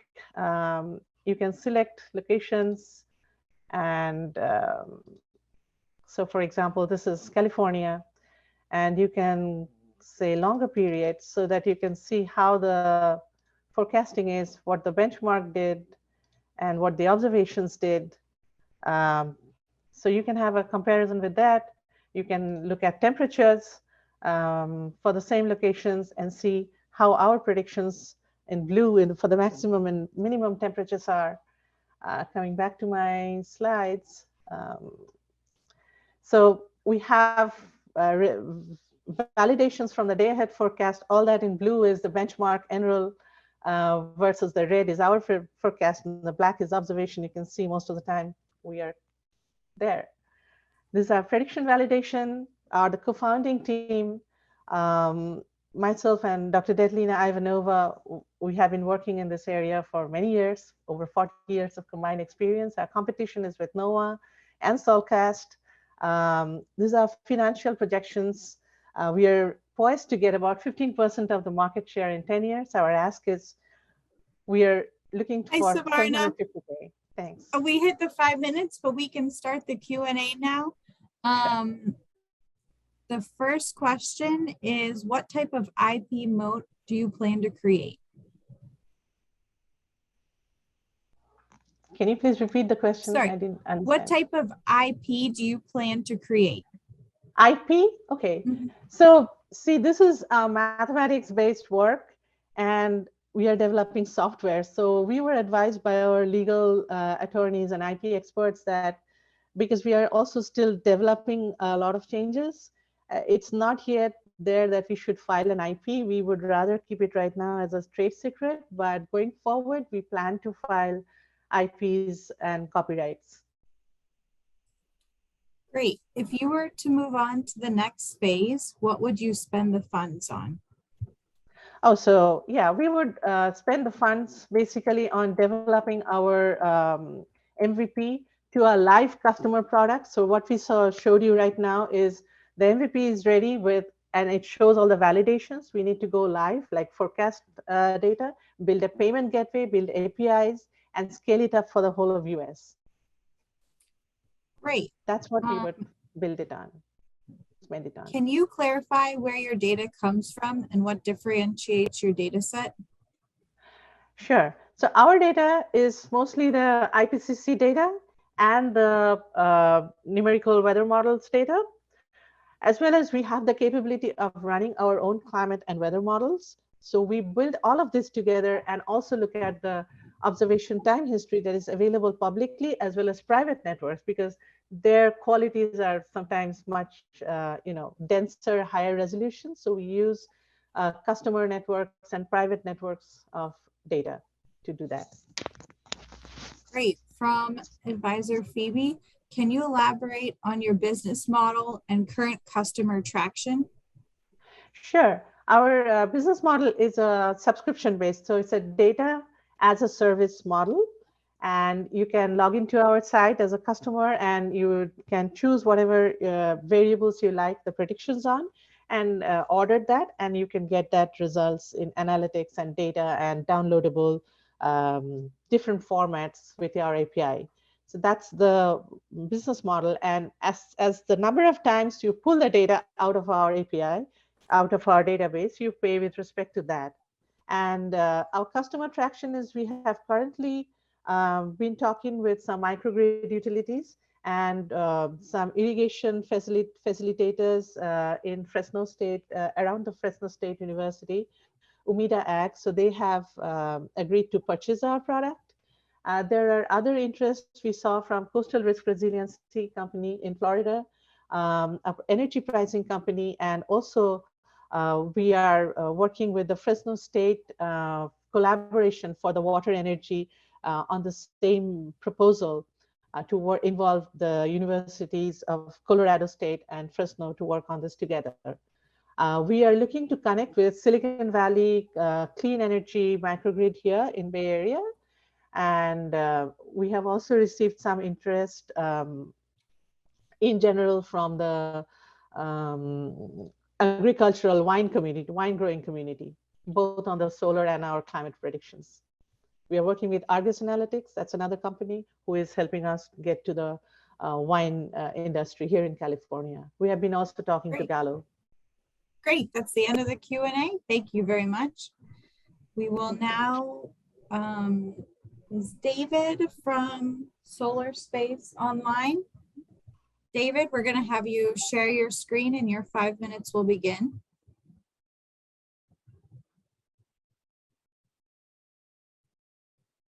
I believe you're still on mute. Okay, can you guys hear me? Yep. There we go. Can you see my screen? Yep, you may begin. Hi guys, thank you for hearing our pitch. Our company is called Solar Space. We are a new generation of concentrated solar power technology. Let's see if this, okay. So our technology was developed at the University of Arizona by top renowned researchers in astrophysics, and they're major leaders for the design of gigantic telescopes and optics. We also have a NASA technology that was designed for the mission to Venus. So what it does, it takes heat, transforms into sound waves, and then sound waves into electricity at very, very high efficiency. And we can also, take heat, transform into sound, and sound into cooling, as desired. So it's like crazy tech. We wrote a software, and it's called e-management platform that runs and operates our whole system, and it can run and operate any pretty much solar system that uses IoT technology and third-party pumps, sensors, and whatnot. With the major infrastructure bill that recently passed, it calls for 500,000 EV charging stations in the next decade. Problem today with EVs, a majority of the EV chargers are about 95% of them are on the parking lots of commercial buildings and whatnot, any place where there's a juice. So as soon as you go off grid, there's nothing, right? So our business and our technology, we are going to build EV chargers off grid in the middle of nowhere, right? So as the business problem, we're going to offer our hardware and software solution for the different companies, as well as build company-owned in partnership and franchised e-stations and retrofit some of the existing e-stations. Our technology is 3 times more powerful than existing PV technology, and it requires 5 times less land. It's a very modular technology and doesn't require lithium ions because we keep as a thermal energy, as a thermal battery.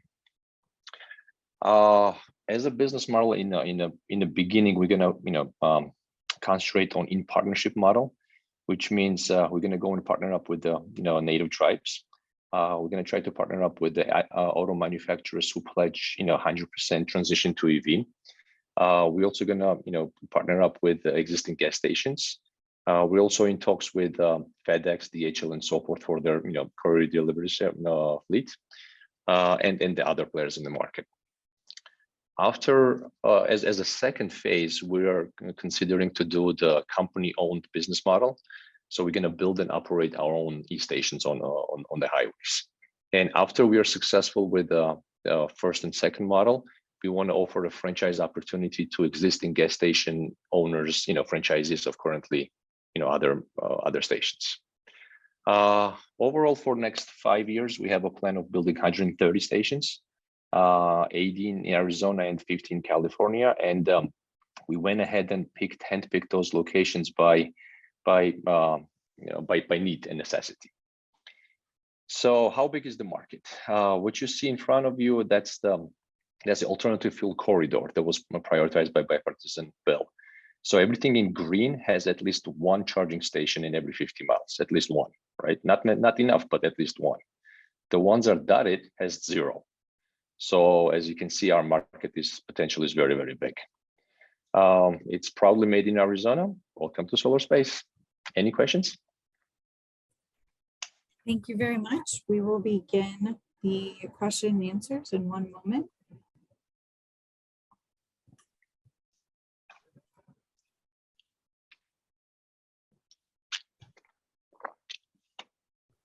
How did I do on time? You had 1 minute and 23 seconds left. Oh, I was rushing through. I should have taken more time.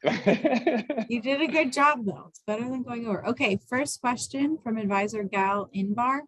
If it is much better than regular PV, why not to compete head-to-head with current technology? Why go for the specific niche you aim for? Well, right now, the biggest competition, again, there's a big fight, right, between Teslas and all the other manufacturers, but they're all fighting in areas when there is a big, the wires available. So I don't want to start a fight that I cannot win right now, because we are a small company startup and we're not going to have enough resources, manpower, or manufacturing capacity. Now, going off grid and going into the area, we have almost no competition as of today. And I'm sure there's going to be some companies popping up, but we do have a 2 to 3 year head start. And, I want to fully utilize that. Great. I hope I answered the question, Yeah, if they have a follow-up, they can ask. Okay. From Hassan, how is heat converted to electricity? Please give details. So with our technology, what we do is we concentrate the sun at the focal point, right? Just like we use, when we're kids, we all use the magnifying glass to burn a hole in the wood. So our technology is so powerful that we go 1,000 degrees Celsius in less than 8 seconds. And that's the beauty of U of A's technology. So with so much heat, then what we do is the NASA technology allows this heat to be transformed into sound waves, right? And sound waves inside the device, and there's no moving parts, it's just like a box.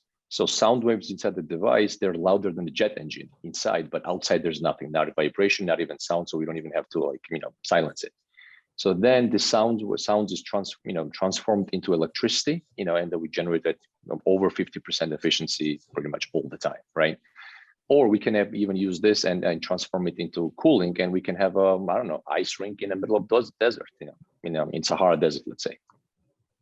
And it's very, very high efficiency. What's the biggest technical barrier for your technology to commercialize? Well, with any startups, we are very keen on integrating all the other third-party, hardwares and software. So, we don't make all the equipment, right? We don't make engines, we don't make sensors, so we have to integrate all of them. And that's why we actually went ahead and wrote our own software, the e-management platform, because what we realized is, CSP is having a renaissance time right now, but all the heart that runs those plants are very customized and they're very tight to hardware use. But if you want to go and let's say use a different pump, good luck. There is no way, right? So with our software, and that's another part of the business that we're going to be selling the software for the other users, you can integrate any IoT device on in the blink of an eye, pretty much, or any sensor, or any reading, anything you wish. And I'll describe that. I will be discussing that more in a demo day. Great. How does the sound wave transmission apply in commercial settings like EV charging, where you don't have to beam power from the moon? Can you repeat the question? I did not really understand what is being asked. How does the sound wave transmission apply in commercial settings like EV charging?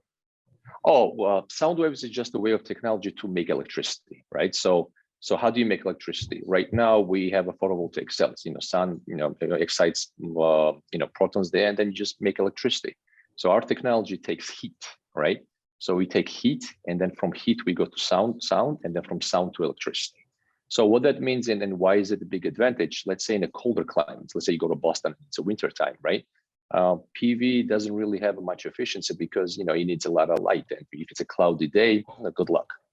Well, with our technology, we generate heat, right? And we have so much heat that, let's say in Arizona, we go 1,000 degrees in 8 seconds, but in Boston in the winter time, we're gonna go 500 degrees in 30 seconds, but we're still way above what we need to be.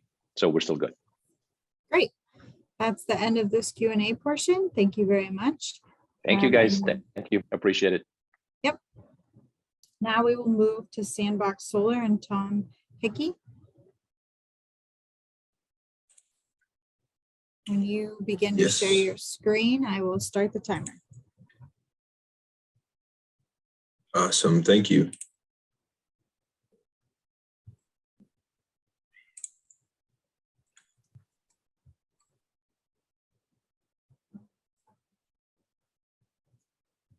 Hello, everybody. My name is Thomas Hickey, Research Associate, presenting on behalf of the Sandbox Solar team.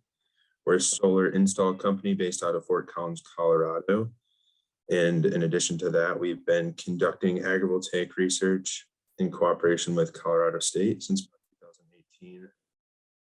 And doing this through SBIR funding and state of Colorado grant funding as well. Based on our direct industry experience at various scales, we're developing an agrivoltaic design tool in order to enable the rapid adoption of agrivoltaics and expand solar access in rural communities through collaborative planning and system design. Estimates from the Solar Future Study that indicate that 10 million acres of land will be developed to solar by the year 2050. This growing ecological footprint from solar is encroaching on rural lands and is increasingly challenged by local opposition. Moving on from this, the agrivoltaic solution maximizes land use, creates rural economic opportunity, and builds long-term local capacity to solve issues within the food, energy, and water nexus. Has a great potential to enhance social, economic, and environmental prosperity across the US. But for now, the biggest barrier for agrivoltaics to achieve rapid deployment is the challenge of optimizing the 3 C's, which we start to think about: crop type, configuration, and climate. Uncertainties in optimization, data limitations, and lack of precedence is impeding stakeholders' ability to advance solar development in agricultural communities. Our solution directly accounts for these 3 C's.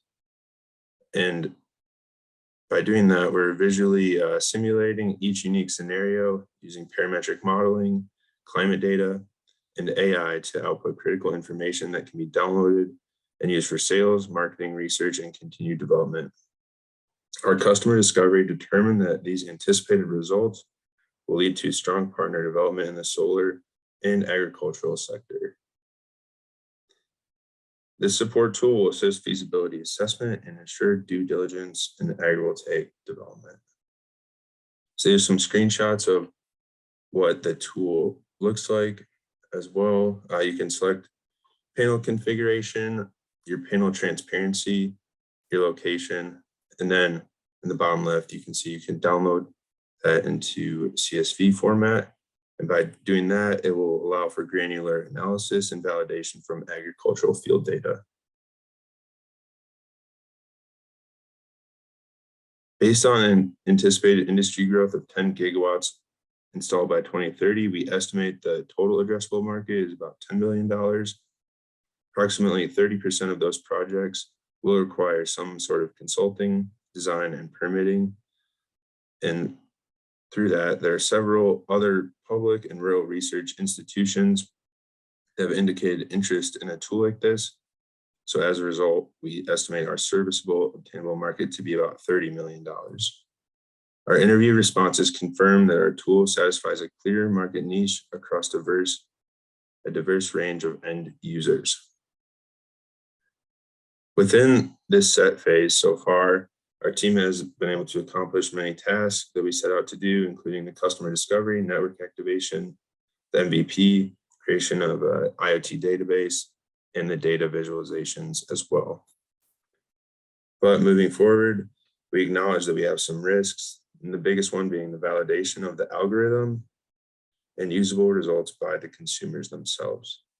We plan to mitigate these risks by hiring identified partners, which are highlighted here, such as West, which will allow us to do statistical modeling and continuing our customer reviews. We're also working with network partners such as LARTA to assist us with business model structure as we identify a sustainable pricing system for our software service. We believe we can curate our tool to act as a support system for scaling niche studies conducted in academia as well.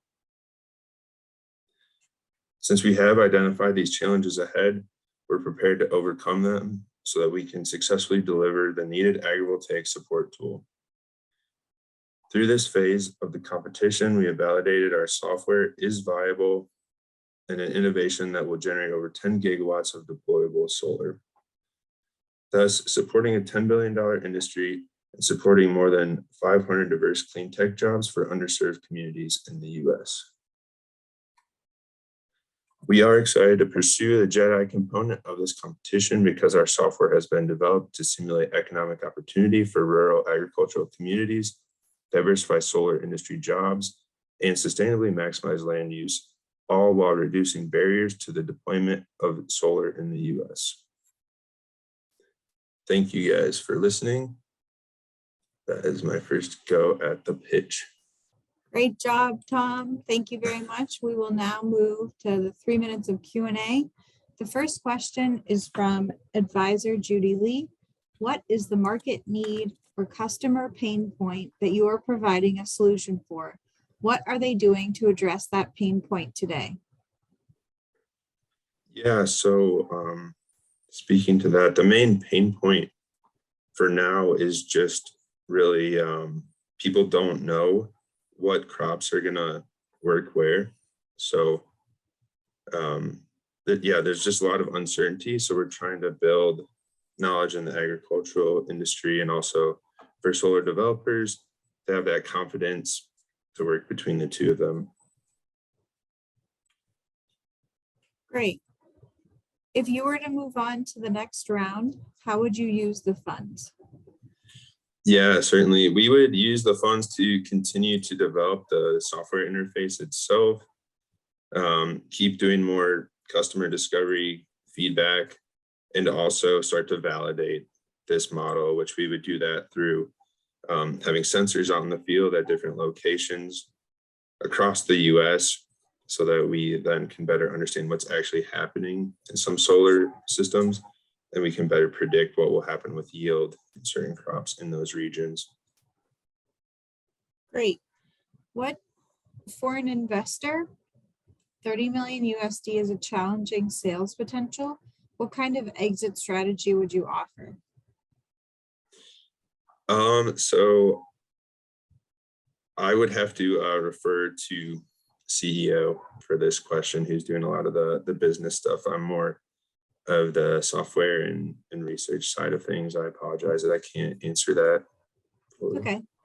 The next question is from advisor Tenley Dahlstrom. Have you identified your direct competitors and defined your competitive advantage?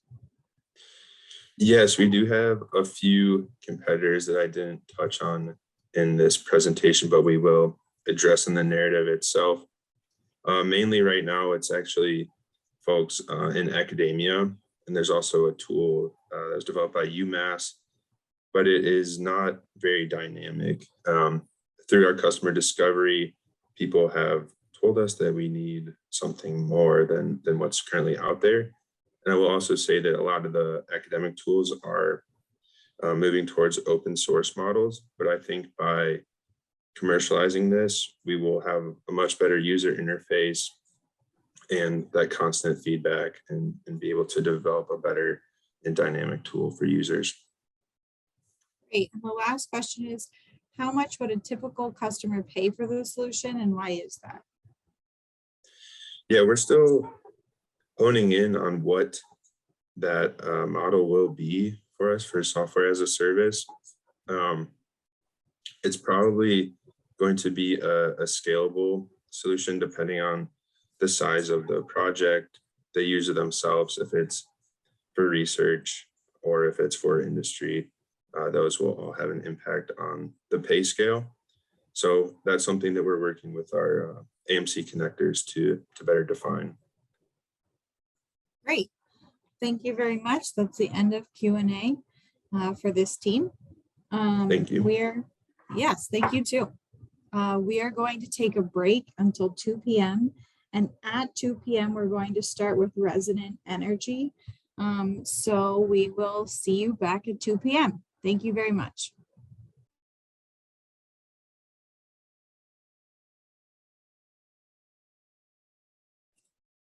Welcome back, everyone. We are now going to have Resident Energy share their screen and we can begin the timing. So if Ben Underwood is there and Rachel, if the two of you would like to begin. Yeah, sorry about that. No problem. Okay. Can you see that all right? Yep. If you want to go into presenter mode. Great. Great. You may begin. All right. Hi, so my name is Ben Underwood with Resident Energy. I am the co-CEO and am working with our team here on the Solar Equity Platform, which is our entry for the software track of the American Made Challenge. We're addressing a fundamental problem with the solar industry that's existed for a long time, really since the industry started, which is that for people who can afford solar and who do install it, often they install systems that are small relative to the size of their roof. And that's because they have to constrain the size of the system to match their usage on site. So you have people who can't afford solar installing small systems, and people who can't afford solar don't have access to systems at all. And as you can see from this, this overview of Boston, Massachusetts, plenty of rooftop solar potential, but actually no installations. And due to a lot of barriers that affect predominantly urban neighborhoods, low-income neighborhoods, and neighborhoods of color. And if we quantify that, you can actually see this is a case from Massachusetts that of the overall solar market, only 4%, that small little peach-colored dot, are directly benefit low-income customers, compared to 32% of the population of the state technically qualified. So there's a really large access problem. And there's a lot of the systems that are built are sized to electricity load, but could be larger if they were sized to fit the roof. That's a problem when it comes to addressing climate change, because when you install solar on a roof, you really only get one chance to do that every 25 years. You can maybe add panels after you've done the initial installation, but in most cases, people don't. So we get one bite at the apple to do the largest possible system. The Solar Equity Platform is designed to address these this sort of combined problem directly. It's a software platform that lets us oversize systems for people who have the roof space to accommodate it. This is an example of a system that could be 19 kilowatts instead of 16. And then we export the excess capacity that's produced beyond what the customer uses on site to low-income customers in exchange for participating in community programs like weatherization programs or neighborhood cleanups or things of that nature. Typically, we can cut participating low-income customers' bills by about 1/3 in exchange for participating in these programs. In some more detail, we call the producing customers clean energy creators, and they donate at least 15% of their total output in the form of virtual net metering credits. So it requires net energy metering, which is available in about half of the states in the United States. And then creates a financial incentive for installers to build larger systems. It helps customers through economies of scale and provides direct incentives for grassroots organizations to engage their constituents in community programs directly with clean energy. Here's an example of a potential host site. This is one of our past customers in Boston. And this could actually serve multiple low-income customers because it produces well in excess of what the building itself uses. Here's an example of a clean energy consumer. This is Olive Knight, who's been a supporter of our programs for many years now, and an early adopter in some of our programs. This is a really excellent way for us to help compensate her for all of this volunteer work effectively that she's done to get the word out about solar in her neighborhood of Codman Square in Dorchester. And so we actually have the opportunity now to completely eliminate her electricity bills through this program.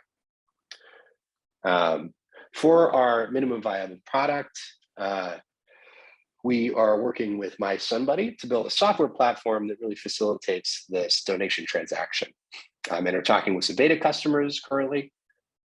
This is what the platform will look like from the perspective of a clean energy creator, one of the customers who has oversized array and is donating that capacity. So you can see how much of your energy you're donating and the total amount that has gone to both a single customer and to a larger campaign. From the clean energy consumer's point of view, this shows you how much of your electricity bill you're cutting and how much you're saving over time by participating on the platform. So it just makes it really easy, where otherwise it would be very opaque and difficult to track the utility production and to correctly allocate it. So far, we've won some additional follow-on grants in addition to the American Made Challenge. We have a couple of beta customers on both the production and the consumption side that we're talking with, and so we're getting feedback from them directly. And then we have some channel partners, installation partners, and nonprofits who will help us meet clean energy creators and consumers, respectively. Rather than going into detail here, I'll just point out the bottom line that the total addressable market for this product, if we charge 15 cents a watt per system to the installers who build systems on this platform, is about $3.2 million a year. And it has a lot of strong social benefits that come with it as well, by engaging customers who would otherwise be excluded from the solar industry with free energy. Okay, Ben, that's the end of your 5 minutes. You can cover the rest in the Q&A. All right. Begin the Q&A after I receive the first question.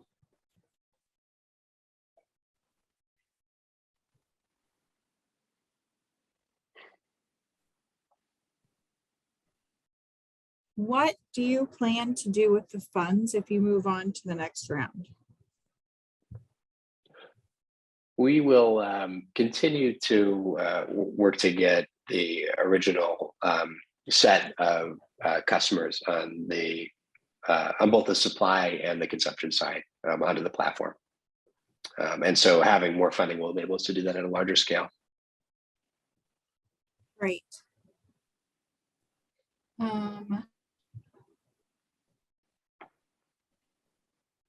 Waiting. Oh, okay. From advisor Ernst Sack, I understand existing rooftop solar design software like Aurora does account for net metering potential. What does Resonant do differently? Right.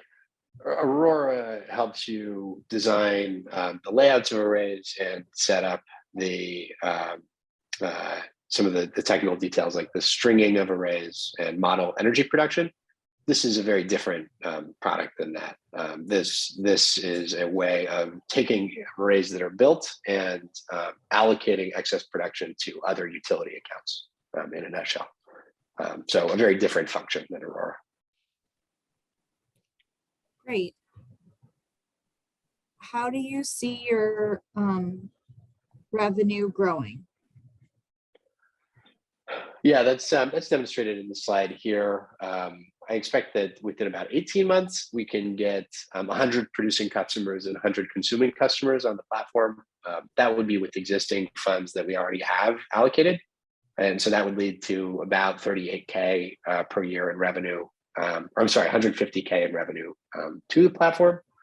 And then I think if we get on follow-on grant funding or additional commitments, we could increase the scale of that substantially over the next 5 years to bring the total revenue for the platform up to 2.25 billion with 1,800 pairs of producing and consuming customers on the platform. Great. From Advisor Gal Inbar, this is a great social idea, but your social plan will limit the profit potential for investors. Do you consider switching to a for-profit model? I didn't quite get it. It'll limit the what for investors? It'll limit the profit potential. Yeah, I don't understand the premise of the question. I think it could be, is it that the idea that donating excess solar credits is sort of reducing the profitability for the host customers, for the producing customers? Potentially. I'll see if that advisor has a follow-up question and we'll move on. Have you found a large... Well, I can also just, assuming that the question is about the idea of a donation-based model, that's a good point. And if, I think we actually are looking at a nonprofit model for that. The case specifically in Massachusetts is that by donating these excess credits, and I think this is also true in a few other states, the systems qualify for higher state incentives. So the way it actually works is that by donating these credits, the systems are actually more profitable than they would be otherwise. That's not true everywhere, but is the case in Massachusetts. Okay, great. Thank you. That is the end of this Q&A portion. We will move on to Team Better Solar, formerly known as SolarBot. When you are ready, if you can share your screen, we will begin your 5 minutes. Okay, thank you. Yes, thank you too.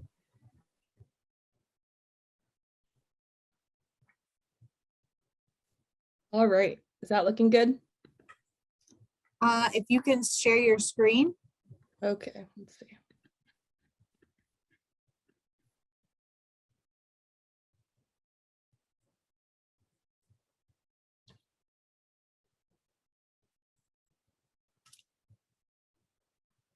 Seems to be, let's try this one more time.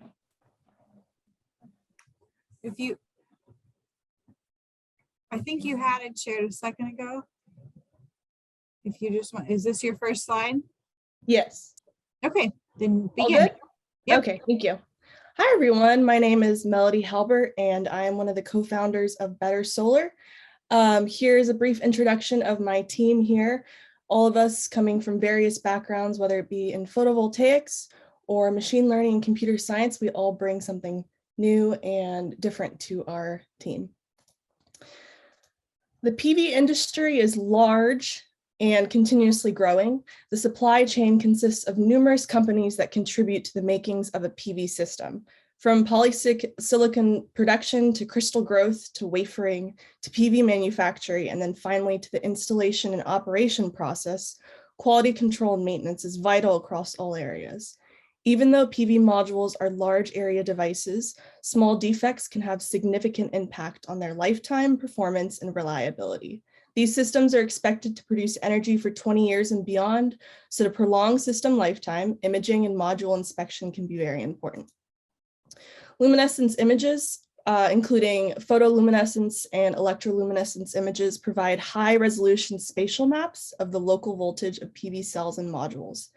These imaging techniques allow PV experts to interpret module health and identify and classify defects that are found.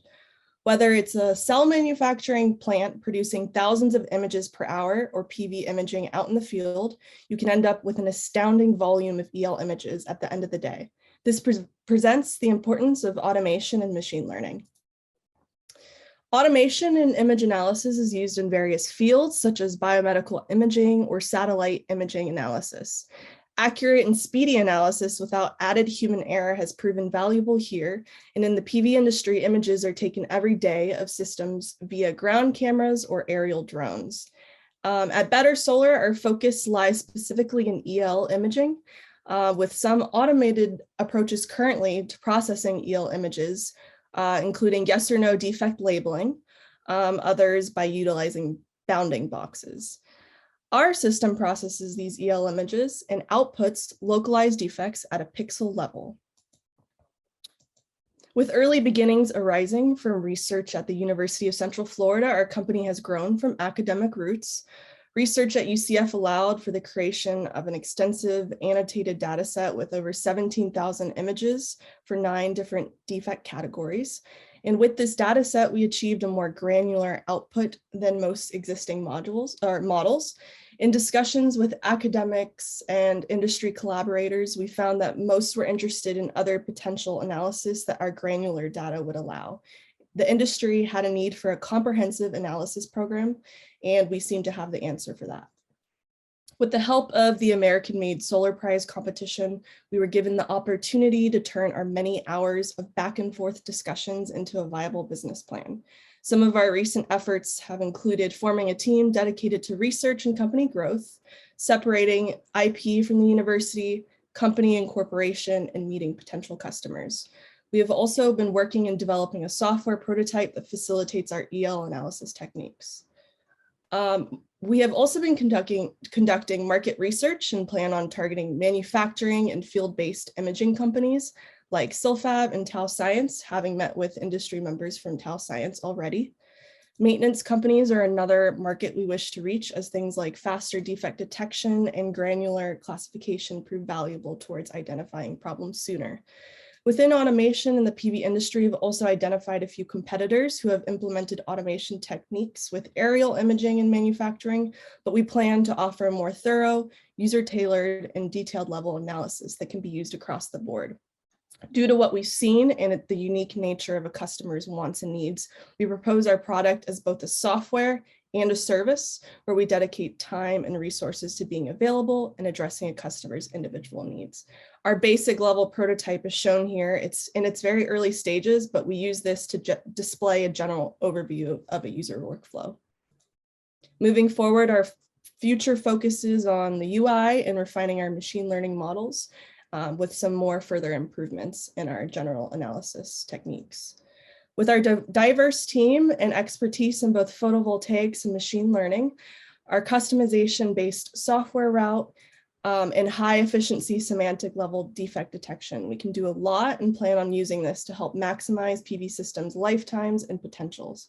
As the industry is growing in size and sophistication, looking to the future, we wish to explore other imaging techniques and evolve as the solar industry expands and evolves. Thank you.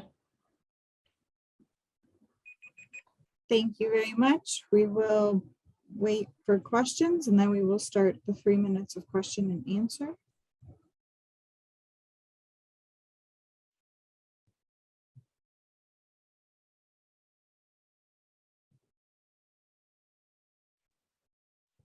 Advisors, if you would like to submit your questions in the Q&A feature, that would be great.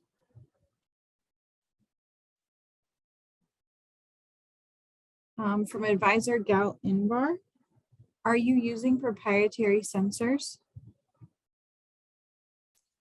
I do have some other members on this call. Would you guys like to go ahead and help with that question? Hi, myself Shruti Vyas. I'm one of the co-founders, and maybe I can answer this question. If I understand it correctly, like we are talking about external sensors here. I believe so, yes. So we are not using any sensors. We have collected the data from the companies and we use that as basis for our model training and work on customization of the software. So that's, if that answers the question. Okay, great. From advisor Ernst Sack, would you sell to owners, operators, or inspection companies? So right now we are collaborating with the inspection companies as a starting point, but we do plan on partnering with the manufacturers as well. So right now I would say it's inspection companies, because they can make use of what we have to offer, and they have the technique for to pair with the software. Great. For advisor Judy Lee, how does your technology compare with other issue detection software solutions? What are your closest competitors, and how are you better? So as Melody mentioned in her presentation, we have seen SiteMark and Brightspots. They can be called our competitors, but the thing is that we have machine learning techniques which is not there with some of these equipment manufacturers like Brightspot, and so they can be actually our potential customer as well. And other thing was a SiteMark. We are not sure if it's their technology. It seems like they are partnering with some other UK-based company, and what we have to offer over that is that we at their end they're using it personally for their own benefit, but we are providing it as a service provider. We are planning on providing a service provider to other companies which don't have the access to that technology of automation and image analysis. And our analysis being semantic based, we can do much more analysis based on the data we have. So that's that. Great. If you should move on to the next stage, how would you use the prize funds? So we'll definitely work on improving some of the things, like our graphical, this interface we have been talking about. So it's not in the ready mode yet. So once we start working and on this, as we have a customer, working customer, we plan on moving ahead in the implementation, improvement of the software, improvement of the interface, and improving the functionalities we already have there. So that can help with that, and hiring the people we need, more help we need with that. Great.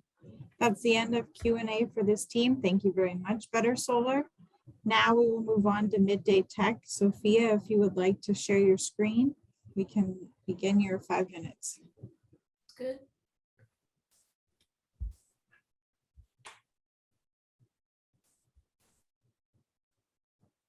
Awesome, you may begin. Hi everyone, I'm Sophia Westwood, co-founder and CEO of Midday Tech. We are working on voluntary carbon reduction through rooftop solar. So Midday Tech consists of me and my co-founder, John McAllister. We have extensive backgrounds in product and software, and we worked together for 6 years at a startup acquired by Salesforce. We formed a public benefit company 8 months ago to work on this project. So what is Midday Tech? Midday Tech is a website to help put up more solar in the US. In more detail, we're a company that provides direct discounts for building new rooftop solar to families in coal-heavy grids who wouldn't go solar otherwise, using money from people and companies who want to reduce emissions. So why are we doing this? The reason is rooftop solar is still expensive. The cost varies by thousands of dollars based on where you live and what incentives happen to be available there. But some of the places with the worst incentives are actually the places where we need solar the most, coal-heavy states. Our research shows that rooftop solar is 4 times more impactful for reducing CO2 emissions in Missouri than in California, because Missouri's grid is 70% coal, and solar there is 7 times more impactful than in Washington state. But there are lots of families in Missouri who might like to install solar, but it doesn't make financial sense. In the meantime, across the country, anxiety about global warming is taking off. A 2021 Yale study found that 7 in 10 Americans are somewhat to very worried about global warming, and about that many feel a personal sense of responsibility to help. But it's easy to feel helpless or overwhelmed. We need more ways to take direct and meaningful action on climate together. On the corporate side, companies are also starting to think more about branding themselves as net zero, so the voluntary carbon market is taking off. That market size is projected to be $50 billion by 2030, but we need more high quality carbon credits that result in actual change. So how does it all connect? Midday Tech connects these different groups, channeling money into upfront discounts for installing rooftop solar. People who want to take climate action can buy a monthly subscription, and corporate buyers can also join to offset carbon. We turn that money into direct rooftop solar discounts in the highest impact places. Right now, we're focused on Missouri. That new solar energy reduces emissions and replaces coal pollution. Contributors can see a direct impact and track the installations in real time. We prioritize areas with very little solar, lower income households, and those less likely to install solar due to equity issues. So there are also fantastic co-benefits here. I wanted to call out two of the incredible organizations we are partnering with, MREA and Straight Up Solar. MREA is a nonprofit with a 30-year track record in renewable energy, and Straight Up Solar is a locally owned installer that promotes diversity and equity in solar jobs. We work with these groups to find candidates and for weekly feedback on what we're planning and building. We're really proud to partner with them. So here's what it looks like. Since we became semifinalists back in December, we've built and launched an MVP for this idea live right now at middaytech.com. You land on our page and you're asked, want to help fight climate change? And hopefully the answer is yes, so you click get started. And we tell you about this really direct option. You can become a member and directly see how much of a new panel you could help put up each month. At the solar party level, you're reducing emissions at about the same rate a person globally emits. There's also Solar Squad and Solar Buddy to cover the rate of an average American or American household. Once you choose a plan and pay, you become a member. We show you the status of the installation and you'll receive updates all along the way to make it really concrete and really real. You can also read more about how it works and our partners, learn more about us on our About page, and read our FAQ for why we chose Missouri, our model for emissions reduction, and more. We launched about a week ago, and already we have $1,500 in recurring monthly memberships. We also have 2 families in our Missouri pilot with signed contracts to go solar because of this discount.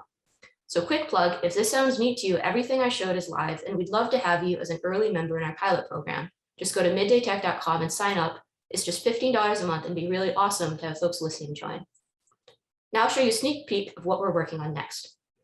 We really want you to feel like you are having a direct impact. It shouldn't feel like you sent off $15 and then Midday Tech told you about all the awesome stuff they did with it. Instead, here you can directly choose from a real satellite photo of the house, which panel and which part of the panel you want your name on. You can customize it with an image, and everyone else can see it. You're part of the effort up solar month. Also be able to follow along with project updates and share with others like gifts or birthday fundraisers. We hope maybe a Girl Scout troop or another group one day could even rally people to sponsor panels together because it is so direct and understandable. So what's next for us? Next up is launching the dashboard I just showed you, as well as running the 2 solar projects in flight. We would also love your help and ideas spreading the word. Please join and tell your friends. With that, open up to questions and feedback. Thank you very much. We will now wait for questions to enter the Q&A chat and begin the 3 minutes of question and answer.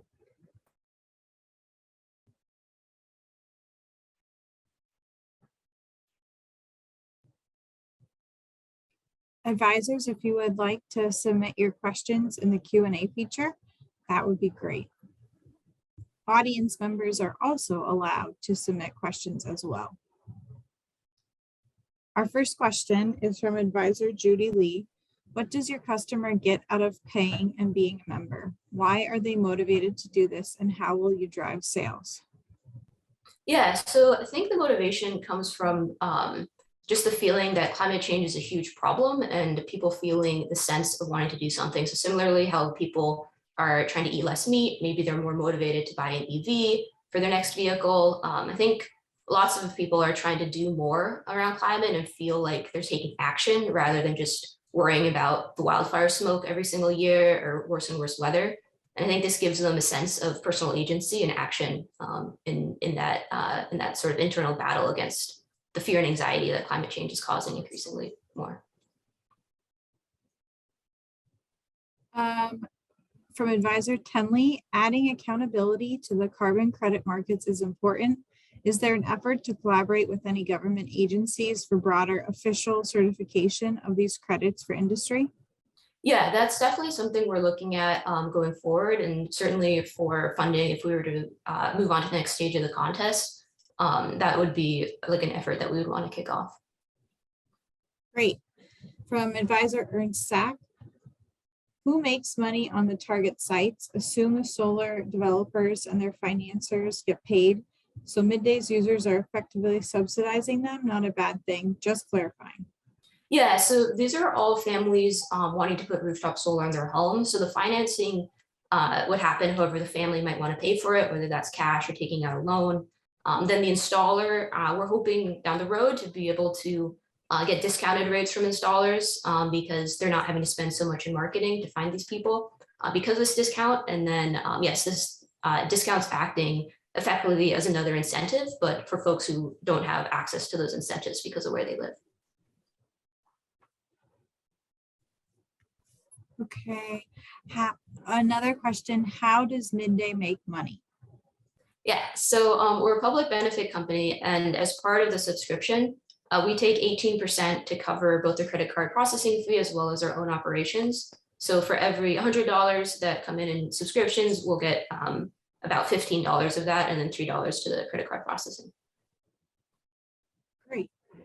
If you were to make it to the next phase, how would you use the additional funding?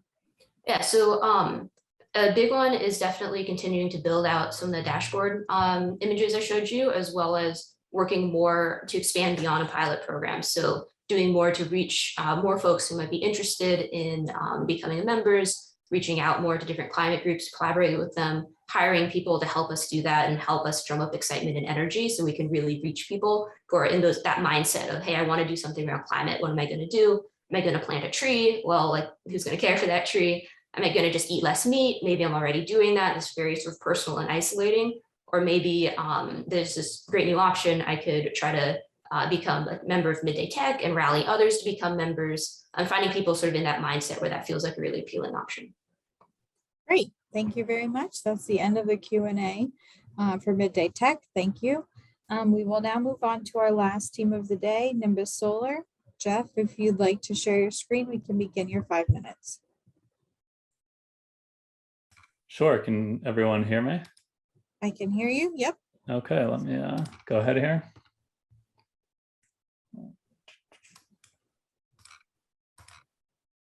Okay, so we are Nimbus AI. We're a Hawaii-based AI solar forecasting company. Today I'll talk about our innovation in solar forecasting, our company, and the progress that we've made since the ready phase of this competition. My colleague Peter will also give a proof of concept demonstration of the 1 day ahead solar forecasting product that we have. So we offer forecasting across a variety of timescales. Through the customer discovery process and interviews during the ready phase, we determined that the 1 day ahead timescale was particularly important for commercial applications. And the reason is because of the structure of electricity markets in the United States. As a result, we are focusing on this 1 day ahead timeframe as our first product to market. So the problem is that energy market participants of all types, from utilities to virtual bidders, need hyper-local, geographically flexible, day ahead solar forecasting. This becomes more and more important as with further penetration of solar into the electric grid. So our solution is to combine physics, machine learning, and newly available satellite data to offer these forecasts, which can be downloaded via API. We were the only team from the American-made solar forecasting competition, which beat the baseline forecast at every geography. So our team personnel, we are 4 people. I'm the Chief Operating Officer. Peter and Giuseppe are both faculty at University of Hawaii. Peter's in computer science, Giuseppe is in atmospheric science, and Kyle is our systems lead. We've also recently partnered with some entities and programs such as the Business School at the University of Hawaii and a Department of Defense accelerator program called Emerge Accelerator. So we've made a lot of progress since the ready phase of this competition on both the business and technical side of things. So in the 4th quarter of 2021, on the business side of things, we did a lot of customer discovery with interviews with the utility and power company and others. We also participated in a business development focused 2-month program out in Hawaii called Movers and Shakas, and gained a lot of experience with things like, accounting, tax filing, business structuring, et cetera. On the technical side of things, we developed this day-ahead probabilistic forecasting system that we'll demo in a few seconds. And in this quarter, we deployed that across the country at 10 different sites. And on the business side of things this quarter, we are currently participating in this DoD-funded accelerator program, which focuses on potential federal applications for solar forecasting. We've also signed a simple agreement for future equity with a venture partner. So now we'll kick it over to Peter for a product demo. You have to stop sharing, Jeff. Okay, go ahead. So Nimbus's new technology is this suite of methods to predict weather at specific locations using new satellite technology, numerical weather forecasts, and ground-based sensor data if it's available. So what I'm showing you are day-ahead forecasts of solar irradiance at these specific sites. And these forecasts are probabilistic in that we're predicting a distribution, which is represented by these color bars here. And we also have Hawaii, where we're based. So these forecasts are 14 to 38 hours in advance. They're hourly averages of what we expect. And we expect our customers to download these via an API, but we also have this web app, and you can download the data here. We also have an analysis of historical data, and you can see that we can predict when we're going to have a cloudy day here in Seattle. As Jeff mentioned, we participated in the Solar Forecasting Prize, and we were the only team to consistently beat the benchmark persistence forecasts at all sites. Thank you. Great. We will now wait for the for the advisors to submit their questions and answers in the Q&A feature, and then we will begin the 3 minutes of Q&A.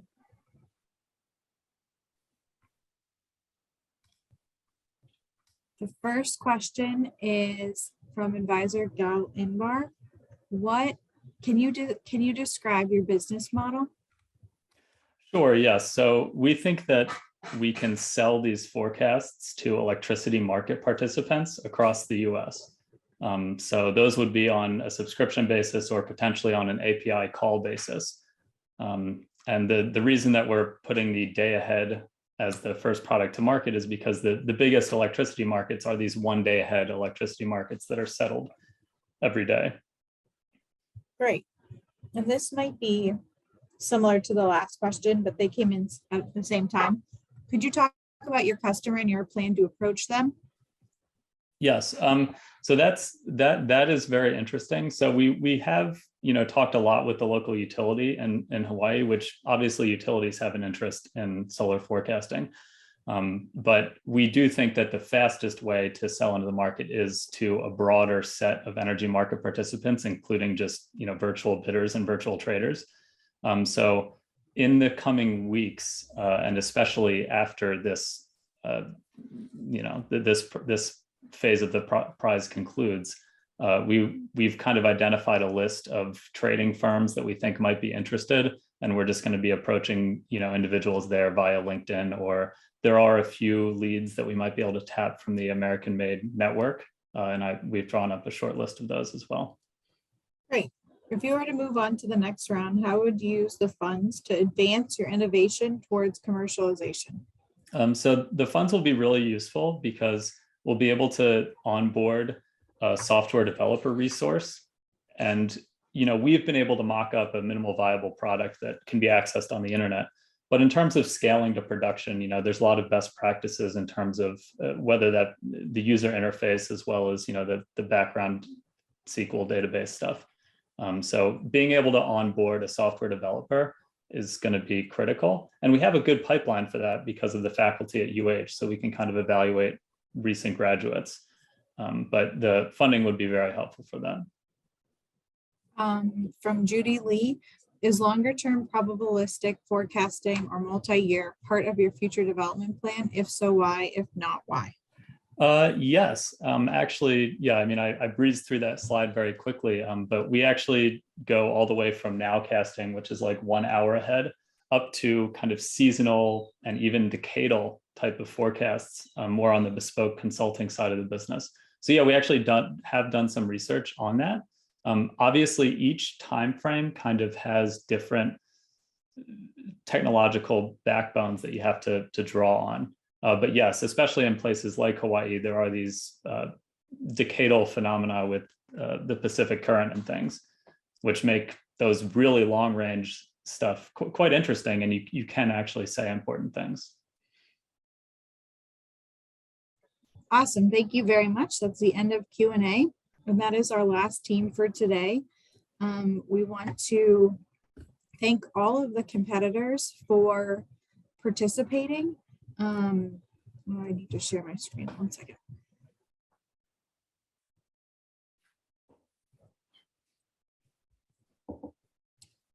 We do have a little bit of information about what's happening on Friday that we would like to share with you. We are going to be having the American Made Solar Prize Round 5 set showcase for hardware teams. A similar time frame on Friday from 11 to 3. You are definitely welcome to watch those teams present.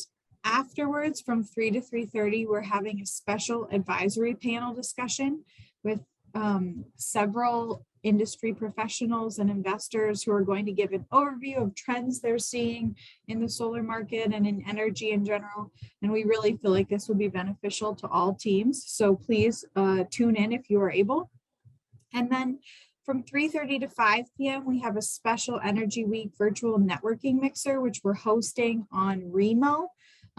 It is a networking platform, so we are going to have tables with investors and other advisors where you can speak directly to some of the advisors who have been present today and some of those that will be on the advisor panels on Friday, in addition to networking with other competitors for both the American Made Solar Prize and the Energy Tech Up Finals, which is happening on Thursday of this week.